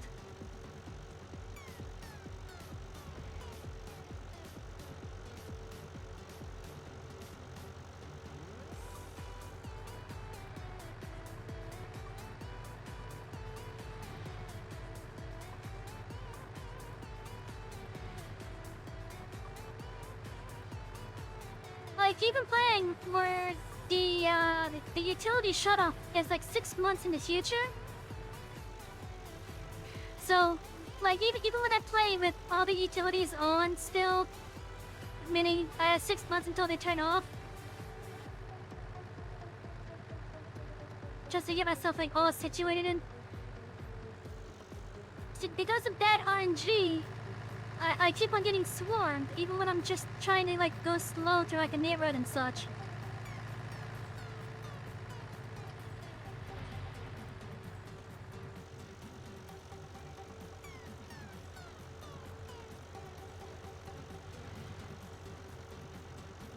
That's exactly what happens. That is exactly what happens every time I try to make a new character on her.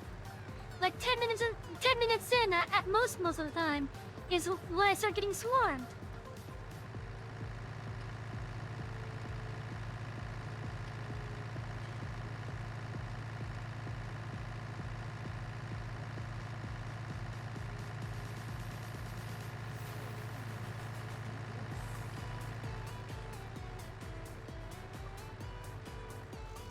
But as for like the roleplay stuff though for it, I think Project Zomboid has extremely high potential at being a great role-playing game.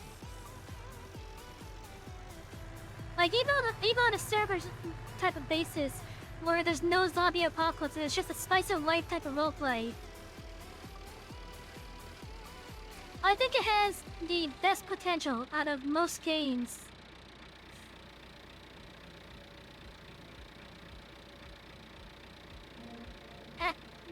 Maybe for what is the viewpoint of, it probably has the best potential available. It might not be like Grand Theft Auto type of roleplay potential, but at least for what the game is able to offer, I think it potentially has one of the best roleplay things available for it. One of the potential roleplay stuff.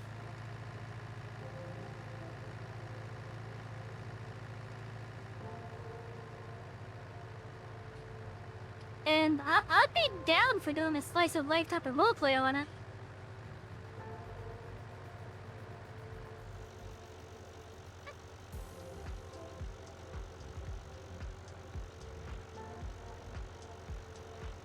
Especially if we could do like custom maps and such.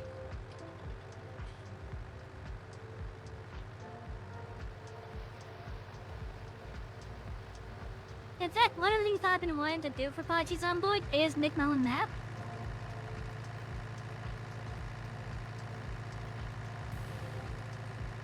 And I want to make a nice big map that we can do roleplay stuffs on.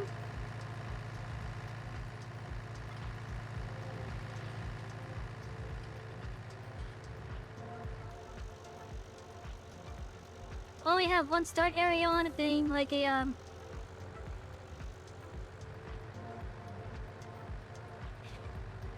maybe two to start areas. Have one be like an airport sort of deal, and maybe the other one be like a port sort of deal. Although I don't know if there's anything boat related in Project Zomboid yet.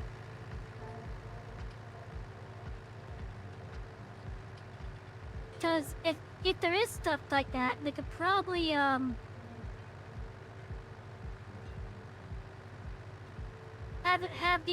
the roleplay slice of life take place on a massive island that's, I guess you could call it kind of like a continent, but it's more like a but it's gonna be more like a county that's just a big island.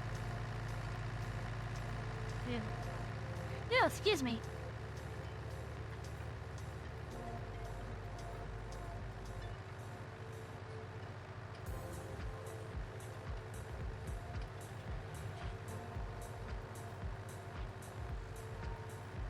I know Project Zomboid does have some kind of sensitive elevation on it, at least in regards to buildings. But do they have anything land-wise for elevation stuff?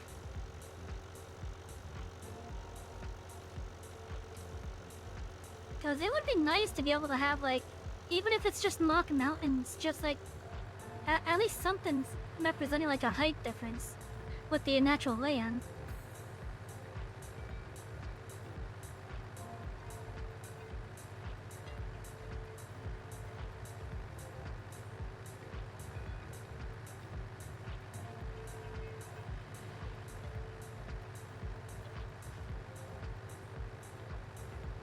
Oh yeah, like, as for the roleplay stuff, it's still flat down. Flat earthers will love it then.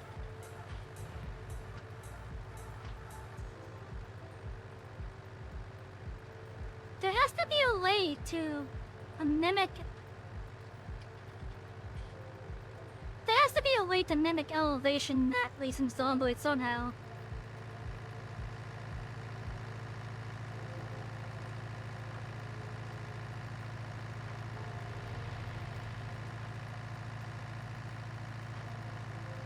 Is that even in their plans to have, like, cliff stuff for custom maps?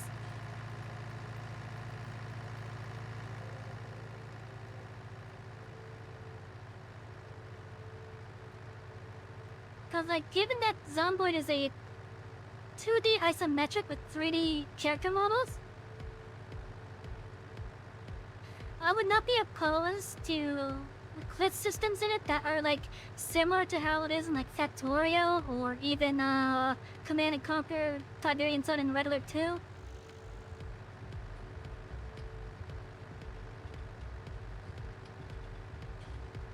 Man, it's so annoying not having anything to even have even a semblance of elevation.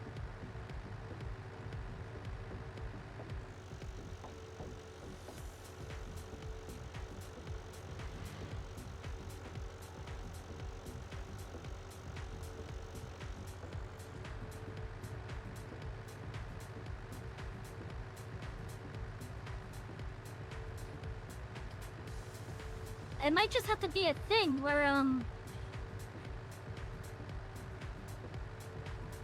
wait, what is...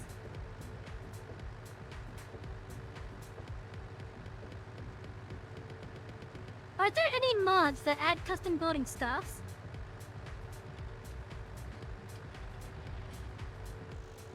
Seven Days Alive would be your pet for verticality, probably.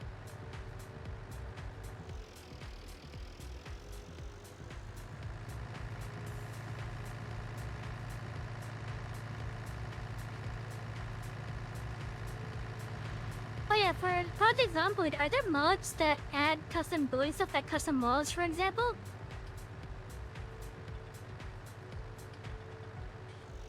If there is, we could probably get some custom walls that look like cliffs.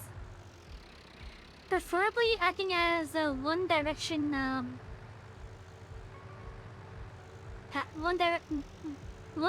half walls in regards to vision. Like a one-way mirror type of thing, but without the mirror.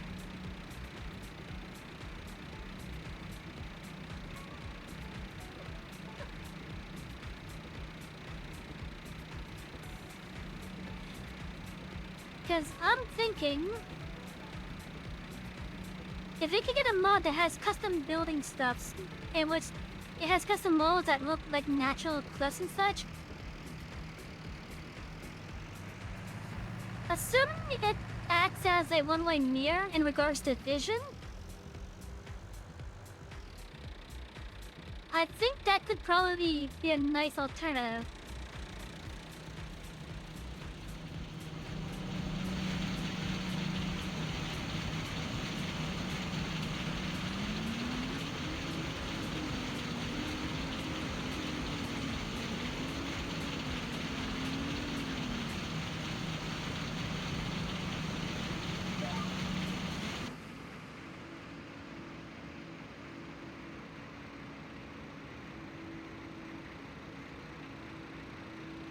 Yeah, right now I'm not looking at any of the zombie stuff for it. I'm just talking about, like, for a pure roleplay experience.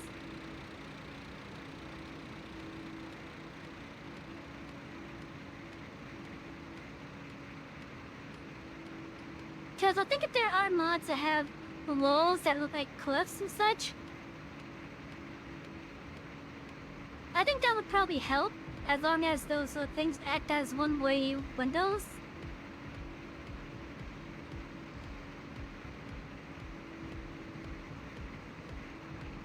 Because for the roleplay side of things, that would be a really nice addition, because then server owners could add, like, fake mountains and such onto their servers.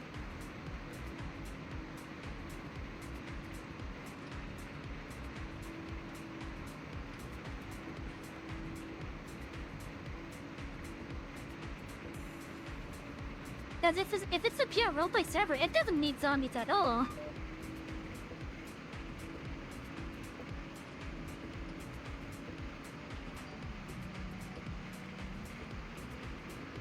Because again, I think Project Zomboid has the potential to be one of the best role-playing stuff out there.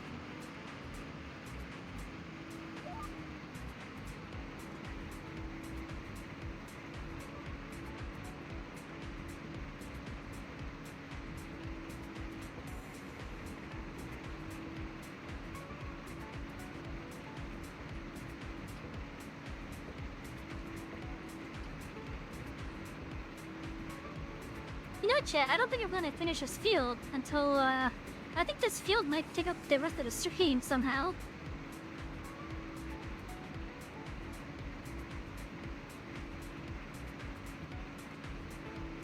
Also, Richard's gonna sell everything that's access to the co-op agriculture thing. So like, wherever all these harvest contracts are dropping off their goods, we're just gonna sell all the excess there as well, just to make things easy.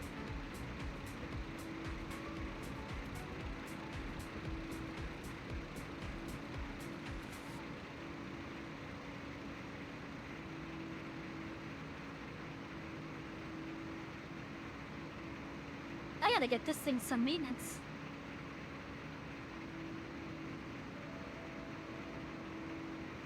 Oh yeah, I do think Project Zomboid probably has the potential to be one of the best role-playing games out there.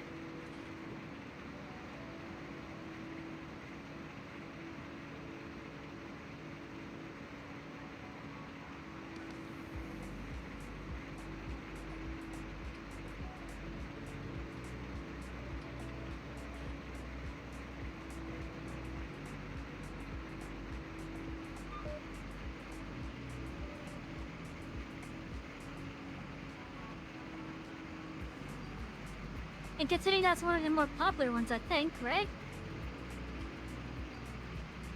Like in regards to the zombie survivalist genre, it's one of the more popular ones still, isn't it?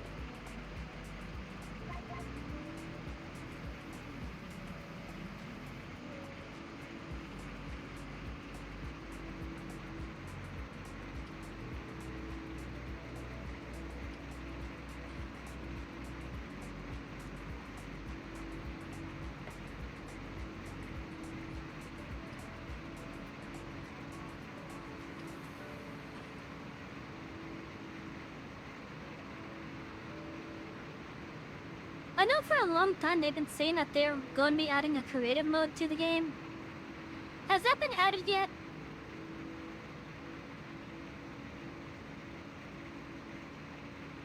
Because that would be great for server owners that want to make a roleplay server.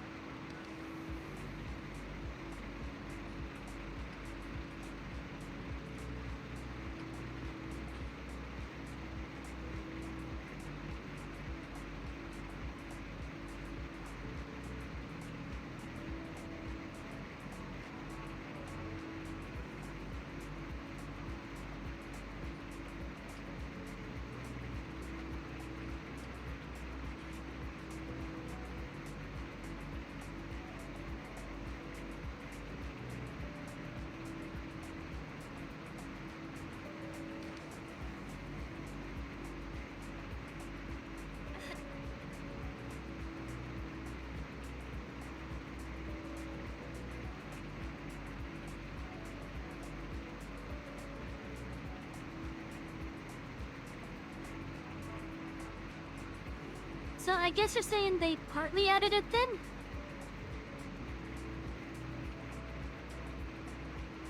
But like, would it be like the same stuff that like what you would see on like in the neighborhoods and even the cities?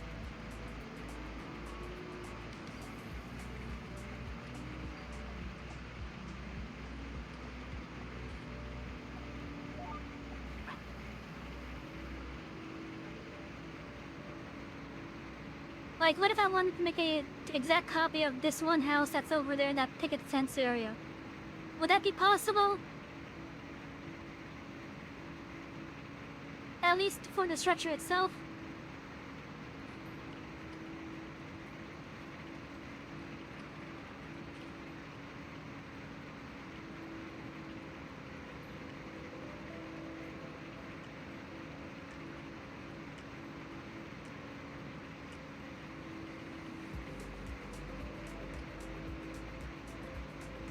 Okay, so it sounds like you're saying they partially added the created mode.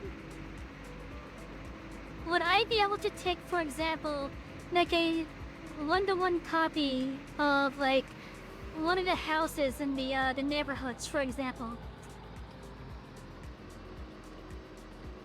Or is that going to be restricted to just what is normally doable by players?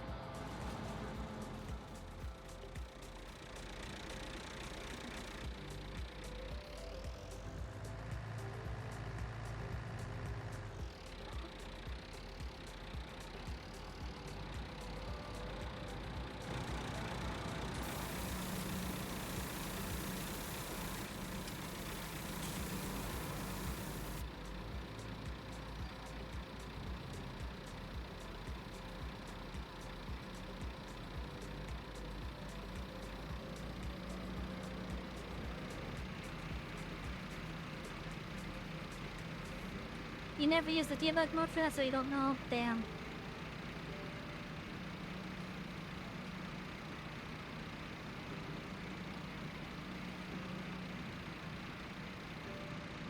But yeah, like, it would actually be nice to be able to make our own maps and such.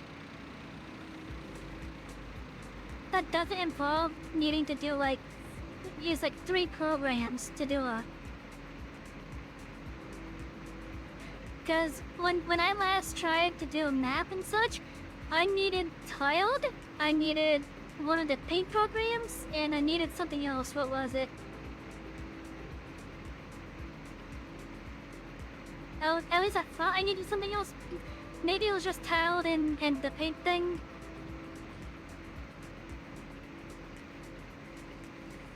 But it would be really nice to be able to make our own maps inside of the game without having to use tiled or paint.net in my case.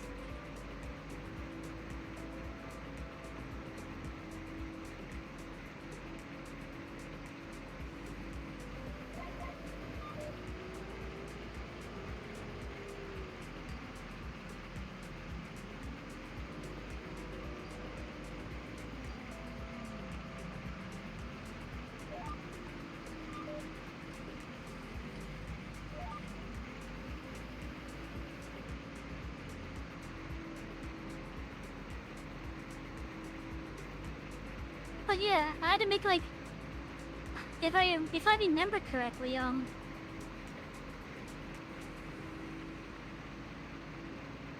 with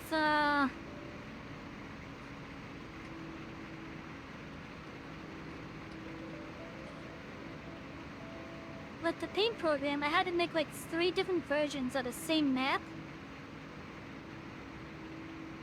In which one was just the land. The second one was the vegetation. The third one was like where the zombie hotspots would be.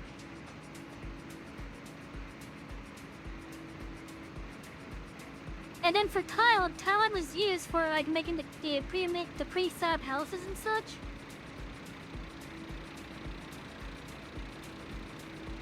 And I think it was also for placing them in that row.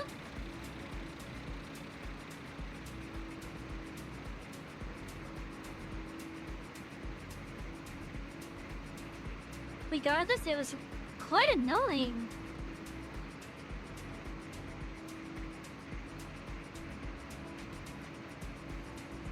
Like, I would rather want to do all that within the game itself and not have to make like 3 images outside a game and then use a separate program just to make the actual map file itself. I would love to be able to just do it inside of the game.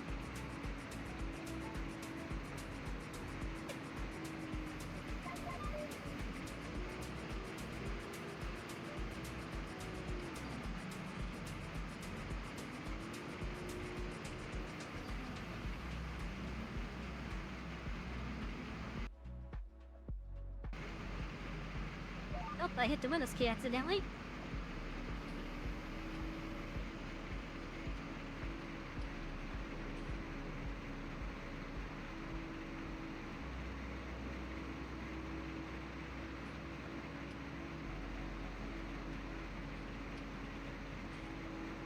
I guess if anything, what I'll do is I'll download the game and see what changes have been made since I last played it.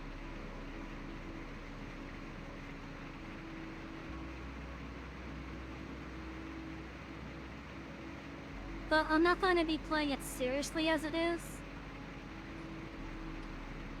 So like, I guess you could say I'm going to be taking a look at it as a tourist.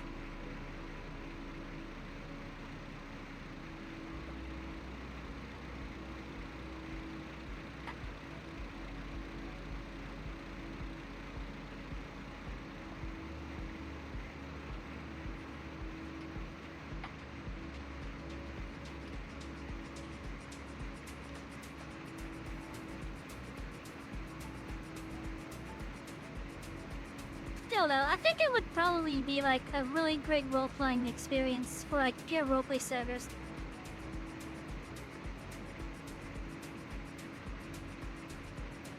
So like, of course, we would have stuff like Oh, seriously?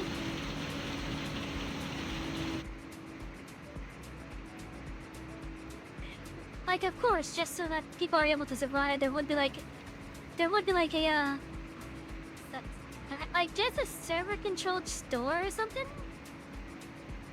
Where the players can get food and drinks at least? Personally, I'd prefer putting down a water fountain so that people could at least drink.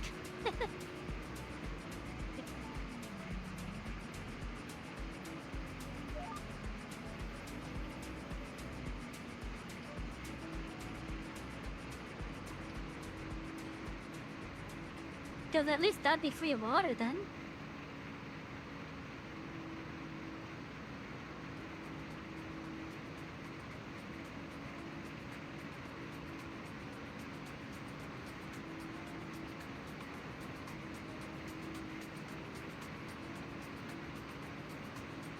But I think it would have to be one of those things where the server-controlled shop just has a limited inventory, and it restocks that limited inventory very slowly.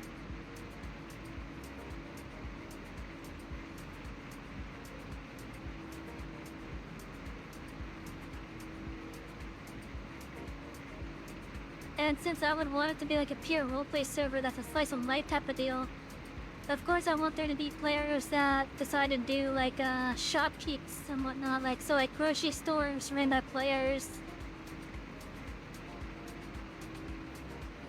Maybe someone decides to become a mechanic and they roleplay car repairs and whatnot.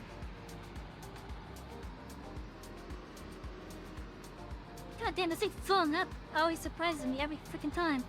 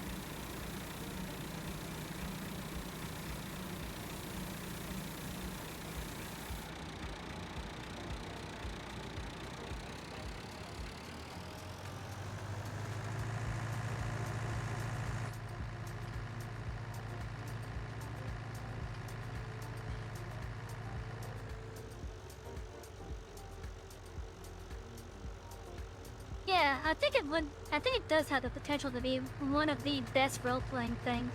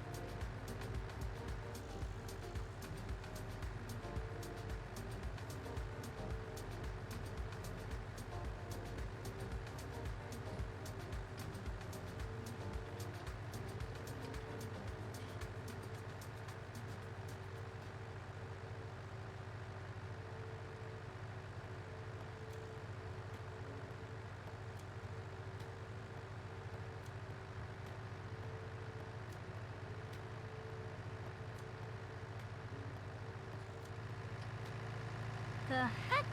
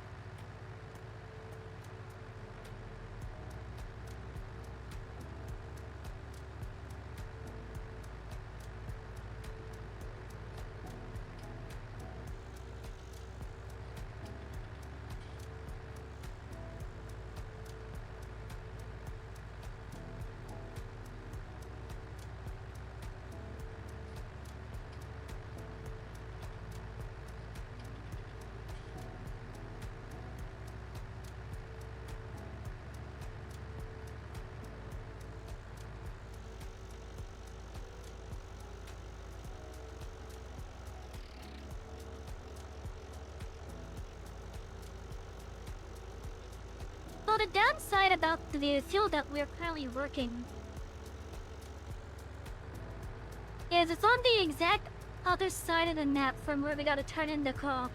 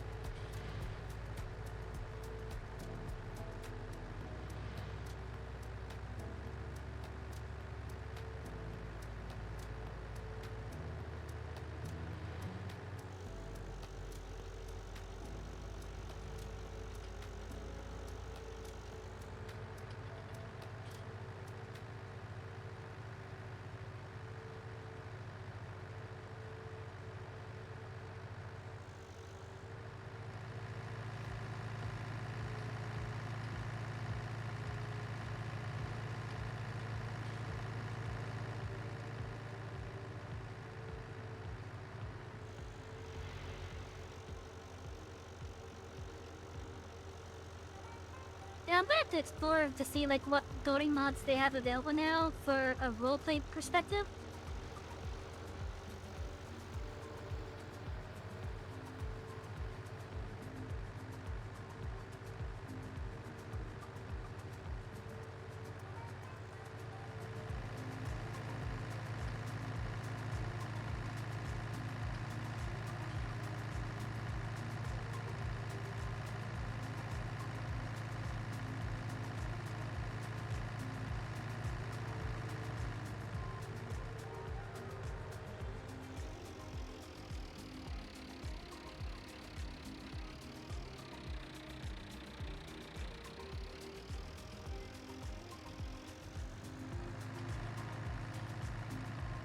But yeah, since I'm like really interested into like role-playing stuff as it is, that's kind of why I want to like have like more like role-play oriented stuffs for games as well and such.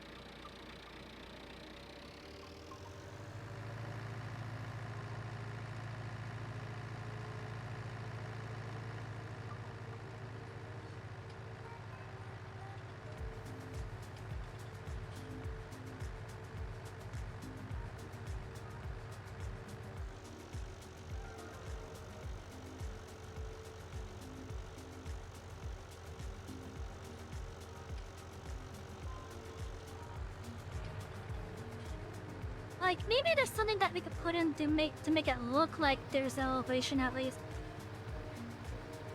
Like maybe we could get like a bunch of rocks and stack them on top of each other, kind of. Like that kind of stuff. And they're stacked in such a way where it looks like it inclines in certain directions.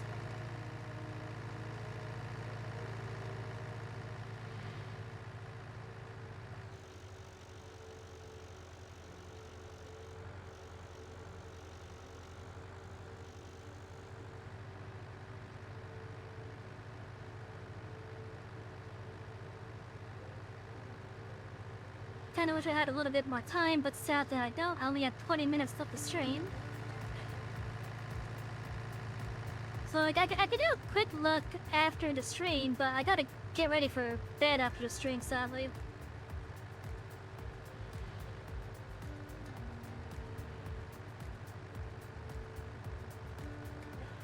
Because, well, I have to leave the house by 6 in the morning my time now to get to work. I'm gonna have to start leaving at 5, starting next week, I think.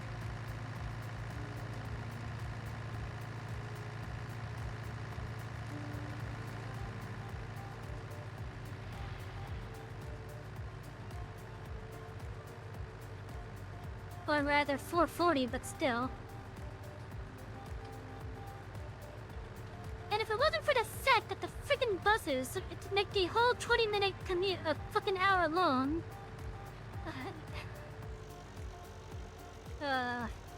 I want a new job. But yeah, Chow, being serious, my commute to my job, it takes me 20 minutes to drive there. But to actually arrive at my station, not only does it take me 20 minutes to drive there, but then I have to spend 40 minutes just riding a bus, basically.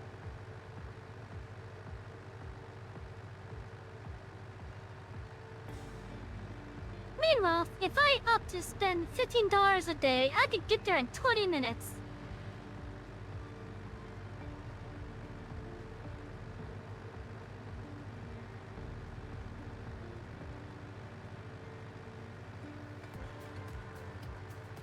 So it's either spend $15 and get there in 20 minutes,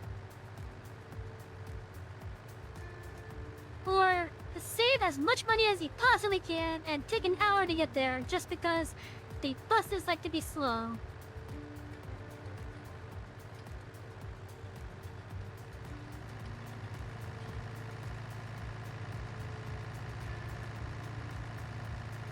It's really shitty, I'm not gonna lie.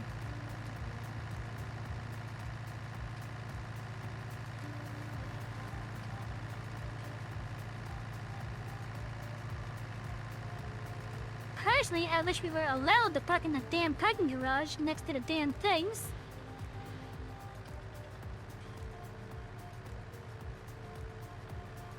But nope. Did that crowd just fucking fly right through my... I think it did.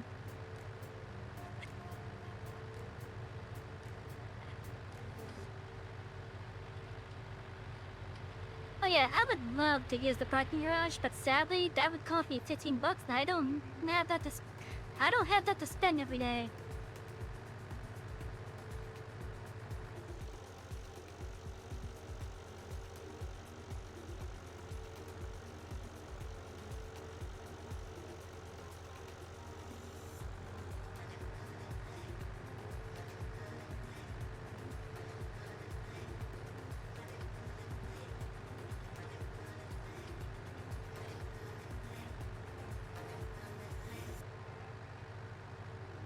Dude, I'm not gonna be spending $75 a week just to be able to get to my work within 20 minutes.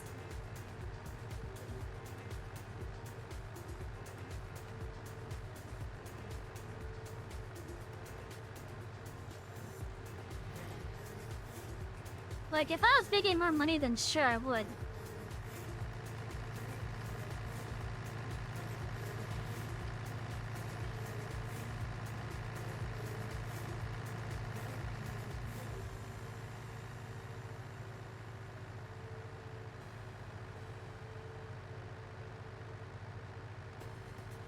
I can't. It's too far away on foot. It takes me 20 minutes to drive there.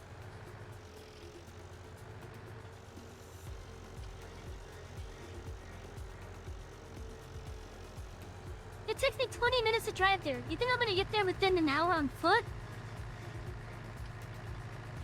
You know what time I'm gonna have to wake up just to get there in time?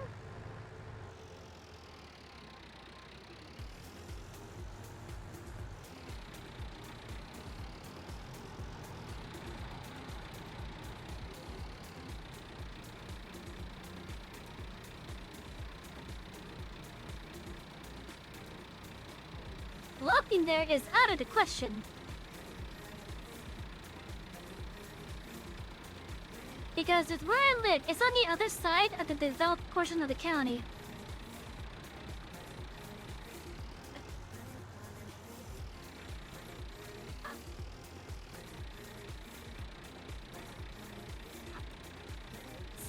And that is way too far to walk on foot.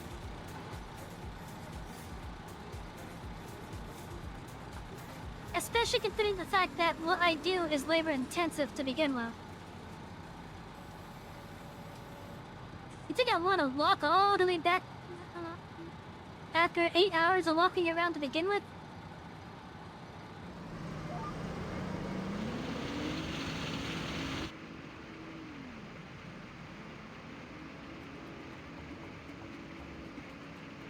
Like, it's probably gonna take me another, let's see. I won't even be able to do this if I was to walk there and back.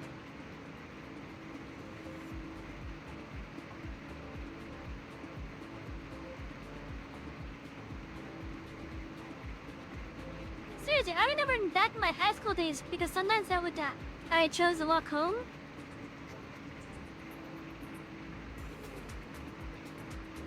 And that took a while.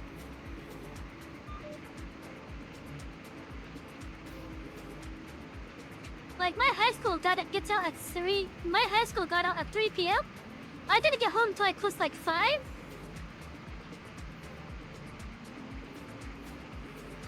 Meanwhile, if I would have just taken the bus, like every other fucking kid in my neighborhood,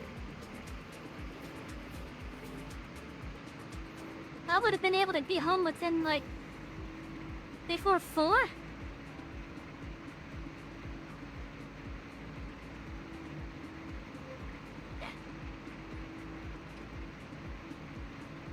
Actually, I think it probably might be closer to, like, 5:30 to 6 p.m. for the days that I chose to walk home.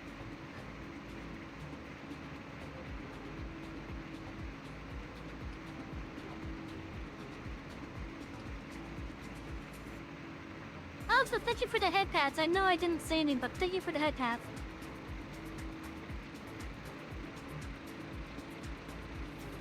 Oh yeah, with where my day job is, walking there is out of the question.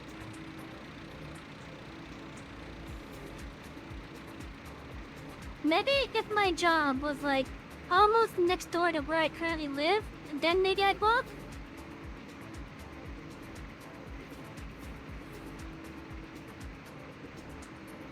And trust me, my first job, I was able to walk there and back.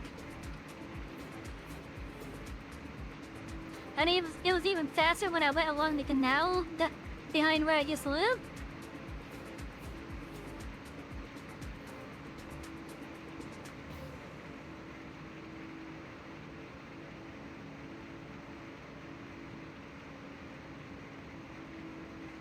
But given where my day job is, walking there is out of the question.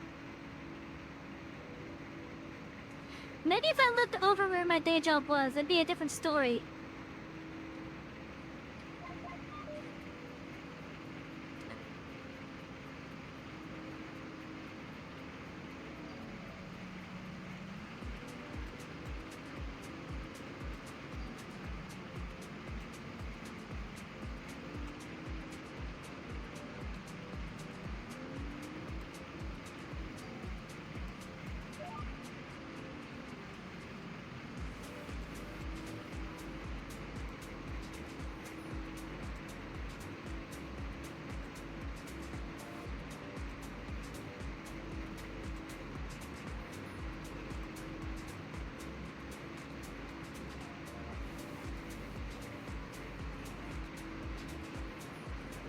Yeah, it would definitely be a different story if I actually lived next to it, or at least reasonably close.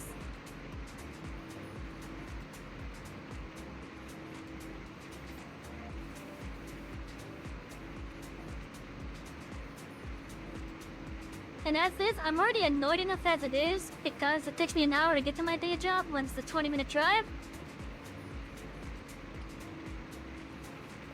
And it's all because I have to wait for the stupid bus if I want to be able to save all the money that I can.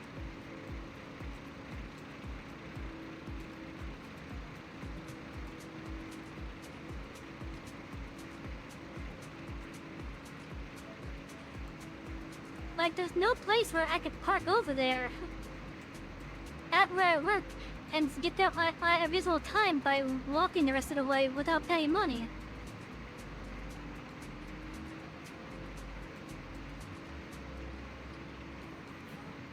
Like, I could try to park where my dad used to park.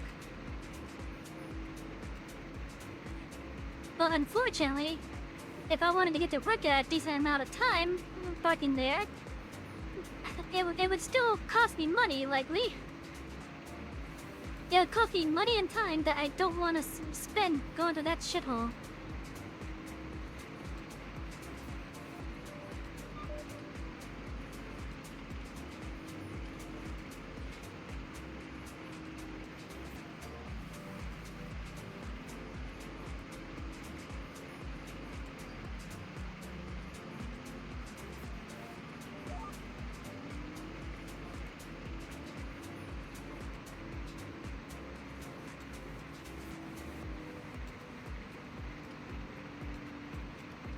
But yeah, I would love to go on foot if it was reasonably close. But sadly, it's not.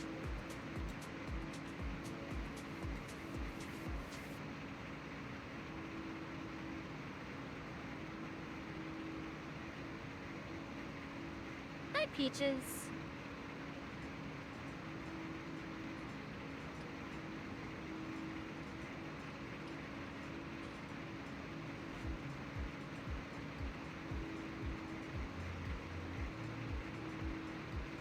Wow, who would have thought we spent the entire stream doing this field? This field and weeding mine.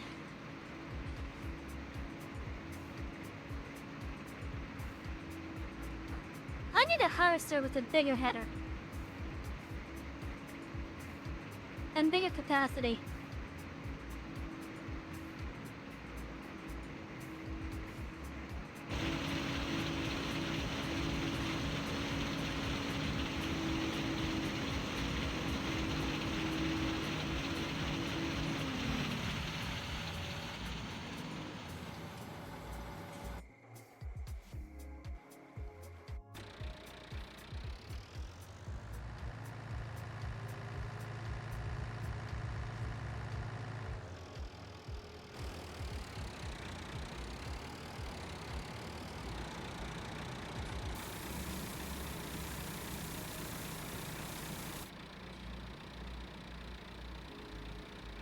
But yeah, I need a harvester that's both bigger in capacity and has a bigger header.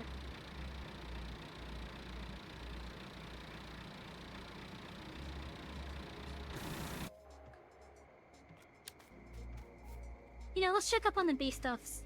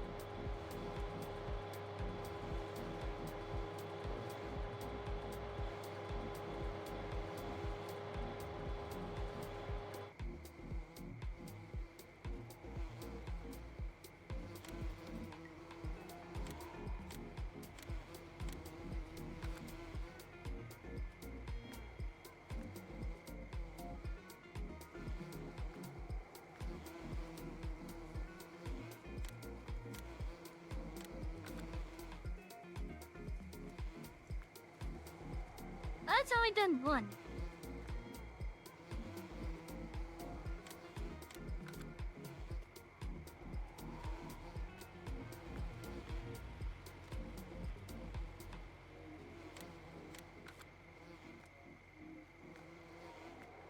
That was a little bit annoying.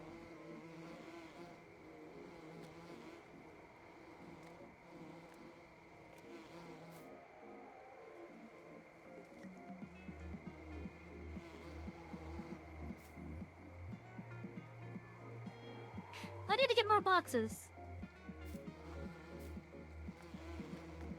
I need to get more boxes of jars.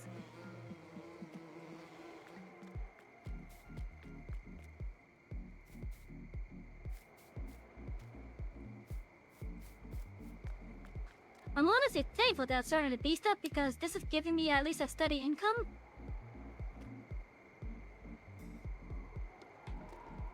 Cause like I think we were at like 103,000 when we started today.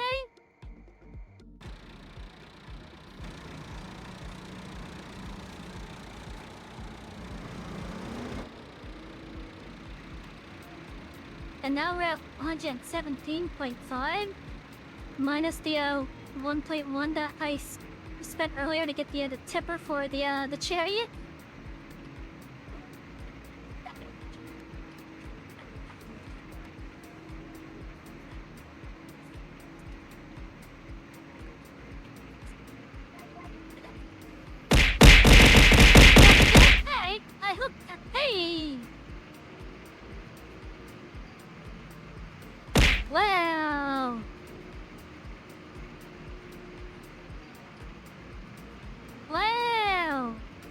to get high, Jaden! Hey, as much as I love the head pets, that's not gonna make me forgive you this time.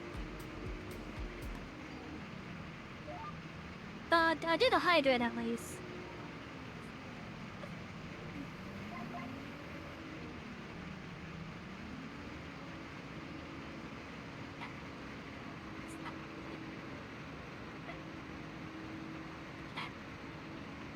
I did a hydrate with the cat nose in my arm. What's up, Peaches?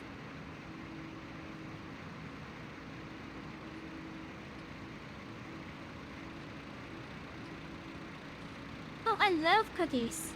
What type of cookie?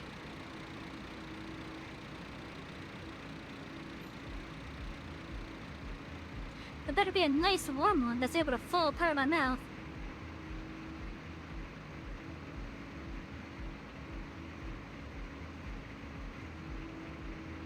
You know, freshly baked.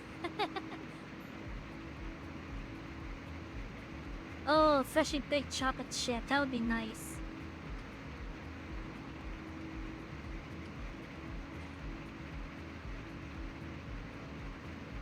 Funnily enough, you can actually give me some if you want. Because, you can do so through the cookie, the mystery gift throne.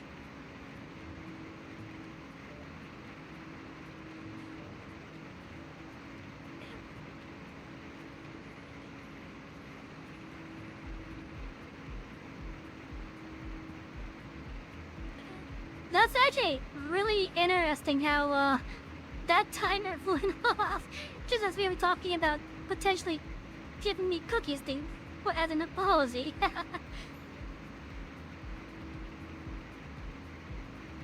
But yeah, thank you for dropping by the Dashi. I really appreciate it. You have a wonderful night.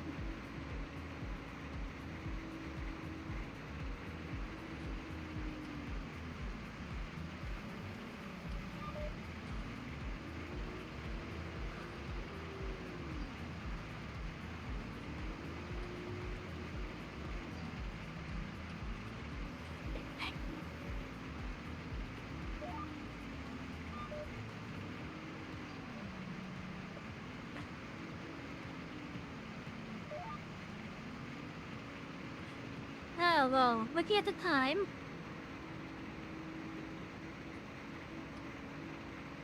I may as well start the outro now because it's time for us to get off as it is.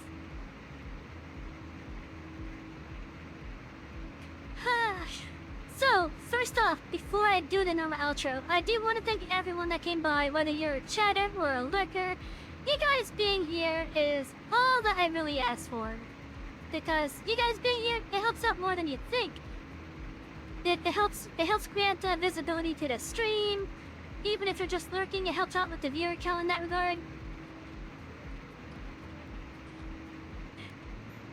But yeah, I just want to thank each and every one of you for choosing to be here or having me on in the background. Because it means I'm doing something right that you choose to get your entertainment from me.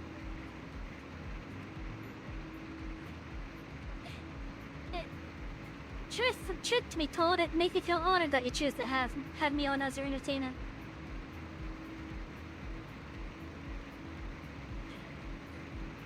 Of course, I got a cat and nothing I like now. What's up, Peaches? What do you want?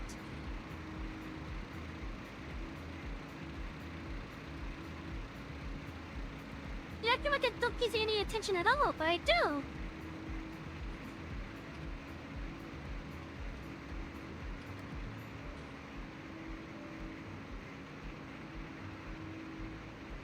Why are you looking at me like that?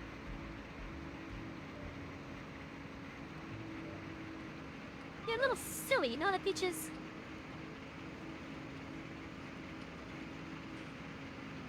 But anyways, so yeah, again, thank you each and every one of you for choosing to have me on in the background. It really does help out, and it makes me honored to be your entertainment. Whether you're an active chatter, or you're a lurker, regardless of which one you are, thank you, each and every one of you. In the meantime, if you are here but you're not following, but you feel that we deserve your follow, go right ahead and click the follow button right underneath the video player. I know for me, it looks like a hollow heart whenever I look at someone's stream that I've never been to before. But for others, it may even say follow. But whatever it is for you, feel free to click that. And once you're following, Twitch will let you know whenever the library is open. Down below in the info panels, you can find links to our socials, such as our Twitter account. I'm gonna stop calling it X from this point on. I'm just gonna call it Twitter. Oh, hey Dev! Hello, Ruma! Sadly, you came just as we were ending. I'm sorry. I'm sorry. Oh, yeah, as far as I'm aware, you came just as we were ending. I'm sorry. But still, I hope you've been having a wonderful night regardless, at least.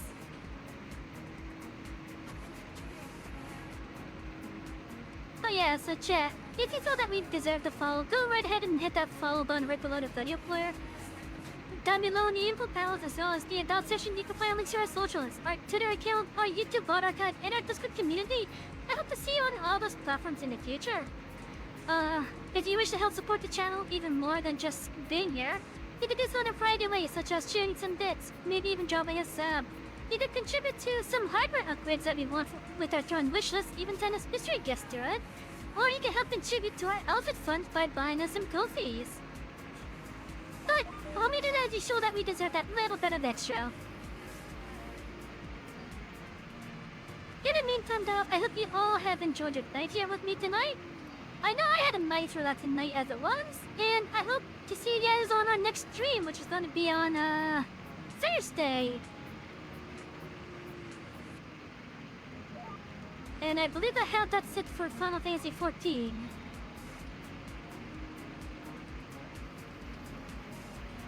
Regardless, I hope you all have had a wonderful night here with me. And I look forward to being your entertainment of choice again on Thursday. Have a great night, everyone. Thank you for being here. And to finish off, I'm sorry to have being here at the Arytiss Library. Have a great night. Good night, everyone.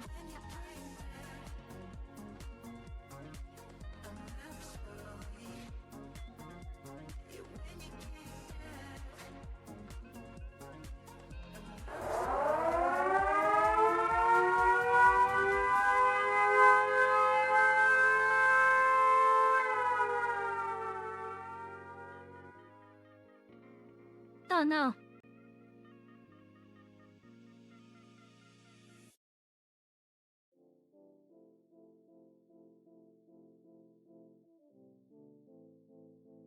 Ah! There's so many! Ah.